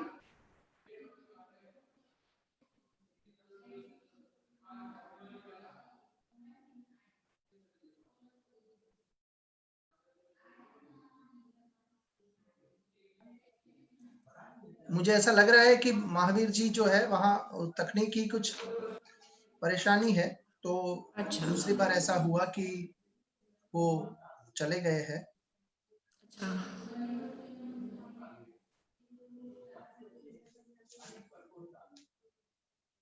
उनसे एक बार फोन करके मैं संपर्क में आता हूँ। फेसबुक पर लाइव है, फेसबुक थी થઈ શકશે बातचीत? तो मैं उनसे संपर्क कर रहा हूं, तब तक हम कार्यक्रम को आगे चलाते हैं। तो क्योंकि ये अंतिम प्रश्न ही था और इसके बाद हमारा जो कार्यक्रम में आगे है वो श्लोक गान है, जो हमारे ही छात्र यूनिवर्सिटी के मास्टर ऑफ आर्ट्स एमए के जो छात्र है वो सब श्लोक गान करने वाले हैं। तो मैं इसके लिए मैं आगे बढ़ रहा हूं। राकेश महोदय ठीक है ना? इसी तरह से बढ़ते हैं जी। जैसे ही वो वापस आते हैं तो हम बीच में थोड़े समय के लिए रुक जाएंगे। जमदग्नि भाई, आप अपना अभी जो है वो ऑडियो ऑन ऑफ कर दीजिए, जब आपको कहा जाए तब ऑन करना। और ऐसे ही आप सभी को विनती है कि आप अपने ऑडियो जो है वो ऑफ रखें। सबसे पहले मैं काजल बहन धापा को बुलाना चाहूंगा और वे गीता के 2 श्लोकों का पठन करेंगे। काजल बहन धापा। नमो नमः। यो अन्तः सुखो अन्तरारामस् तथा अन्तज्योतिरेव यः स योगी ब्रह्मनिर्वाणं ब्रह्मभूतोऽधिगच्छति उद्धरेदात्मनात्मानं नात्मानवसादयेत् आत्मेव ह्यात्मनो बन्धुर आत्मेव रिपुरात्मनः बन्धुरात्मानस्तस्य येनात्मेवात्मना जितः अनात्मनस्तु शत्रुत्वे वर्तेतात्मेव शत्रुवत्। धन्यवाद।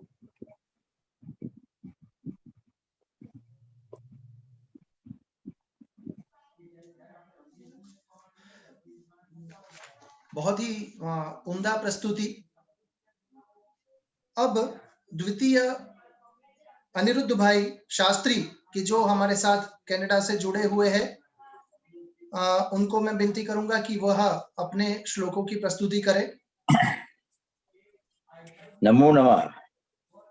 आपका जो ध्वनि है वो बहुत कम आ रहा है, तो थोड़े आप पास आ जाइए या फिर हाँ। नमो नमः। नमो नमः।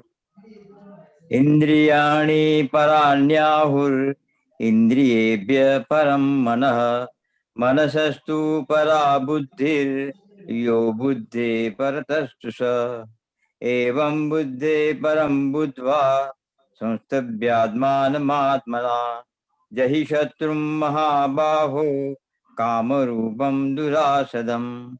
આ બે શ્લોક અધ્યાય ત્રીજામાંથી 42-43 નંબરના લીધેલા છે. ધન્યવાદ. उत्तम उत्तम। जमदग्नि भाई शास्त्री મારો વિડિયો સર નથી। વિડિયો એમનો ઓન હોય તો જોઈ લો। હા થયો त्रिभिर्गुणमयैर्भावैरेभिः सर्वमिदं जगत् मोहितं नाभिजानाति मामेभ्यः परमव्ययम् दैवी एषा गुणमयी मम माया दुरत्यया मामेव ये प्रपद्यन्ते मायामेतां तरन्ति ते। बहुत ही उत्तम। 7वां अध्याय में। अब मैं आगे अर्चना बहन को कहना चाहूंगा कि वो अपने श्लोकों की प्रस्तुति करे। अर्चना बहन आहिर। नमो नमः। यदा यदा हि धर्मस्य ग्लानिर्भवति भारत अभ्युत्थानम् अधर्मस्य तदात्मानं सृजाम्यहम् परित्राणाय साधूनां विनाशाय च दुष्कृतां धर्म संस्थापनार्थाय संभवामि युगे युगे। उत्तम भगिनी, धन्यवाद। अब मैं हिना बहन को कहना चाहूंगा कि वह अपने श्लोक की प्रस्तुति करे। मम वंशो देवलोको देवभूतो सनातनः मनः षष्ठीन्द्रियाणि प्रकृतिस्थानि कर्षति ने द्वाविमो पुरुषो लोके शरसाक्षर एव शरसर्वाणि भूतानि भूतानि सर्व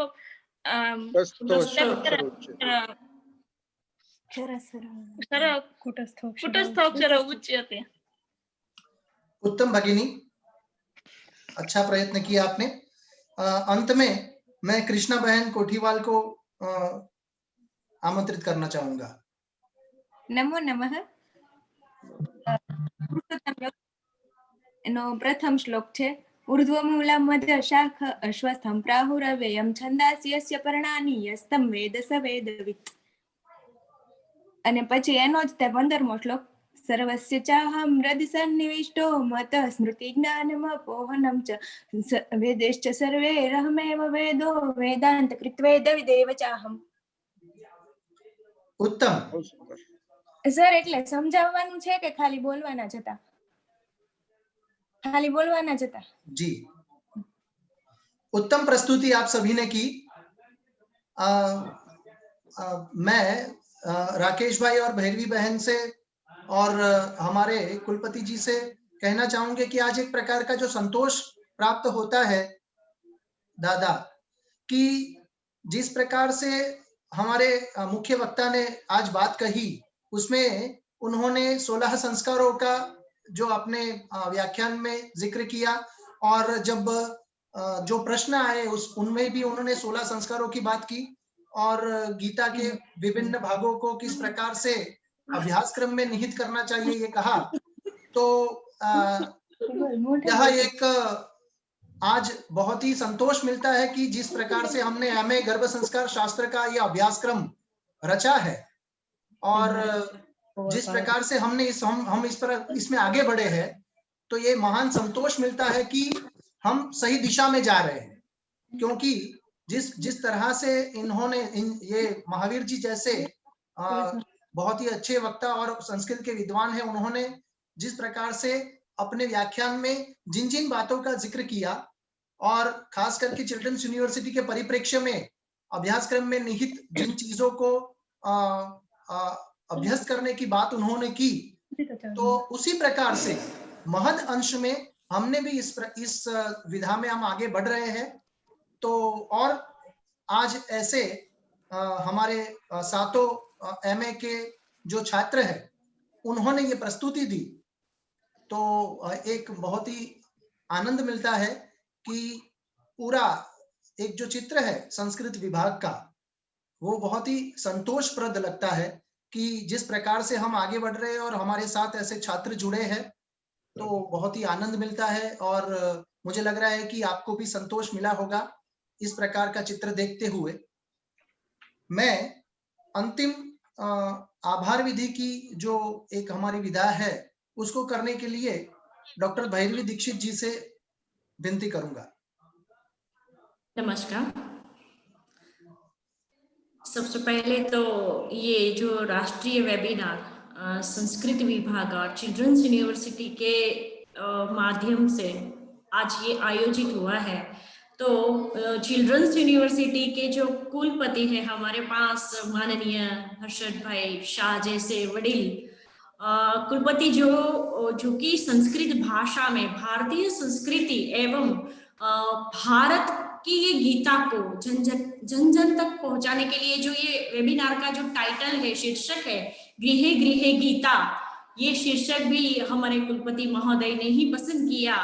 तो और जब हमने सुना कि ये वेबिनार का जैसे शुरुआत हुई और कुलपति महोदय ने बहुत ही अच्छे से अपने अध्यक्षीय उद्बोधन में हमें बहुत अच्छी बात बताई, आज स्वधर्मे निधनम श्रेय, ये जो बात है बहुत सदियों पुरानी है, लेकिन क्यों हमें ये घर घर तक पहुंचानी है, इसमें ऐसी कौन सी बात है, क्या हमें हमारे बच्चों को क्या सिखाना है। वैसे ही एक बहुत अच्छी बात कुलपति महोदय ने यहाँ पे रखी, नहीं ज्ञाने न सदृशम पवित्रमिह विद्यते। तो ये जो श्रीमद् भगवद गीता को लेके कुलपति महोदय ने अपना जो वक्तव्य हमें दिया, उद्बोधन हमें किया, तो पता नहीं बचपन में बहुत सारा ऐसा है कि बचपन की याद आ गई। वैसे यहाँ पे हम सारे गुजराती लोग ही बैठे हैं, महोदय शायद अभी है नहीं, मुख्य वक्ता हमारे बीच में अभी इंटरनेट के माध्यम से अभी नहीं जुड़ पाए हैं, लेकिन गुजराती में स्वाध्याय परिवार में यही श्रीमद् भगवद गीता की ही फलश्रुति जो हम भावगीत सुनते थे कि गांडीव लई हाथ में अर्जुन था युवान, बनी सारथी उभो छे योगेश्वर भगवान, नानकड़ू गांडीव लईने हूँ नानकड़ो अर्जुन बनूं, नानकड़ो रथ लईने दौड़ू रणमा हूँ शूरवीर बनूं। यही सब गाने मस्तिष्क में आ रहे थे जब हमारे कुलपति जी यहाँ से अपना जो भारत माँ की बात रखी कि भा में रत भारत, हम लोग इंडिया बोलने से बहुत ही हैबिचुअल हो गए हैं, यूज्ड टू हो गए, लेकिन क्यों हमें भारत बोलना है, क्यों हमें भारत को जानना है, क्यों हमें भारतीय संस्कृति को जानना है। तो जब इस तरह का वेबिनार संस्कृत विभाग ने जब कुलपति महोदय से जब ये दरखास्त रखी कि ये गीता जयंती के उपलक्ष्य में एक वेबिनार करना है, तो कुलपति श्री ने बहुत ही अच्छे से ना ही केवल रस दिखाया, सम्मति दी, लेकिन उन्होंने ये शीर्षक भी दिया और अपने उद्बोधन में बहुत सारी ऐसी बातें सरलतया हम तक रखी कि बहुत सारे गाने जो हम बचपन में सुनते थे, हुनानो छू अधूरो छू पण तारो छू ए गर्व मने, तुझ सगपणनी समझ मळे तो जीवन अनोखो पर्व बने। तो यही सारी जो बात है वो घर घर तक, बच्चों बच्चों तक पहुंचानी है, इसीलिए ही गीता का अध्ययन करना अति आवश्यक है, उसकी बात घर घर तक पहुंचानी अति आवश्यक है। तो ये सारा वेबिनार के पीछे इतना जो हमें प्रोत्साहन दिया है, उसके लिए मैं चिल्ड्रंस यूनिवर्सिटी के कुलपति महोदय को बहुत धन्यवाद ज्ञापन करती हूँ। हमारे चिल्ड्रंस यूनिवर्सिटी के कुल सचिव श्री अशोक भाई प्रजापति ने भी इस वेबिनार को सफलतया हम कर सके, उसके लिए बहुत सारी सुविधाएं प्राप्त करवाई है हमें। हमारे बीच मुख्य वक्ता अभी है नहीं, लेकिन बहुत हृदयपूर्वक संस्कृत विभाग एवं चिल्ड्रंस यूनिवर्सिटी की ओर से उसका भी भूरी भूरी धन्यवाद है, क्योंकि ये आभार शब्द तो बहुत छोटा रहेगा जिस तरह से उसने महोदय ने, अभी है नहीं महावीर अग्रवाल जी यहाँ पे दृश्यमान, लेकिन अग्रवाल महोदय ने जिस तरह से 700 श्लोक का जो अर्क बना के यहाँ पे प्रस्तुत किया वो भी काफी सराहनीय है। और हमारे बच्चों को, हमारे जो विद्यार्थी गण यहाँ पे छात्र लोग हैं, उनको भी अपने अभ्यास क्रम में जो विषय वस्तु है उसको भी किस तरह से पढ़ना है, किस तरह से समझना है, उसकी भी एक नई दिशा मिली है।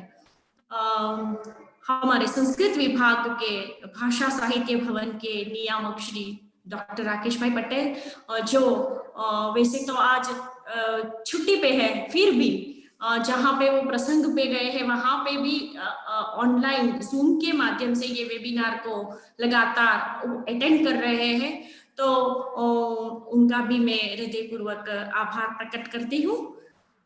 सूत्रधार बहुत ही आपने सुना होगा कि जहाँ पे सूत्रधार बहुत स्ट्रॉन्ग है, अच्छे से अपना कार्य कर रहे हैं, तो आज के इस वेबिनार के हमारे सूत्रधार में संचालन जो कर रहे हैं वो डॉक्टर जय ओझा, जो संस्कृत विभाग के असिस्टेंट प्रोफेसर हैं, तो उनका भी यहाँ पे मैं हृदयपूर्वक आभार प्रकट करती हूँ।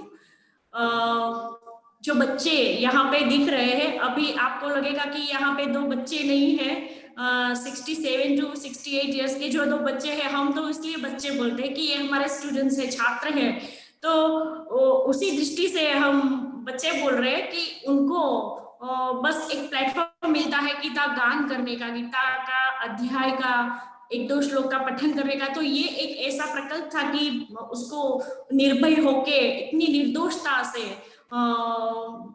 चाहे अगर गलत प्रोनाउंसिएशन, उच्चारण गलत हो जाए तो भी एक विश्वास संपन्न करने के हेतु से भी हमने यहाँ बच्चों को, हमारे छात्र को प्रस्तुति का ये एक माध्यम है कि जहाँ पे उसको मौका मिल सके और वो गीता का श्लोक का पठन कर सके, उनका भी यहाँ पे आभार प्रकट करती हूँ। और अंत में इतने अच्छे वक्ता को हमें सुनने का मौका मिला, तो वो भी एक माध्यम से हमें मिले हैं। वैसे डॉक्टर भाव प्रकाश भाई गांधी, जिसके माध्यम से आज हम इतने अच्छे वक्ता के संपर्क में आए और हमें बहुत ही अच्छा वक्तव्य मिला। आज का गृह गृह गीता, ये राष्ट्रीय वेबिनार को सफलतापूर्वक करने में उनका भी सहयोग मिला है, तो उसका भी मैं धन्यवाद ज्ञापन करती हूँ। और जो कोई क्षति रह गई है वो उसके लिए भी हम चिल्ड्रंस यूनिवर्सिटी संस्कृत विभाग की ओर से मैं क्षमा याचना के साथ आप सबों का आभार प्रकट करती हूँ। और अंत में जो फेसबुक के माध्यम में हजारों की संख्या में अभी देख रहे हैं, जो व्यूअर्स हैं, हमारे प्रेक्षकगण हैं, उन सभी का भी यहाँ पे मैं धन्यवाद ज्ञापन करती हूँ। धन्यवाद।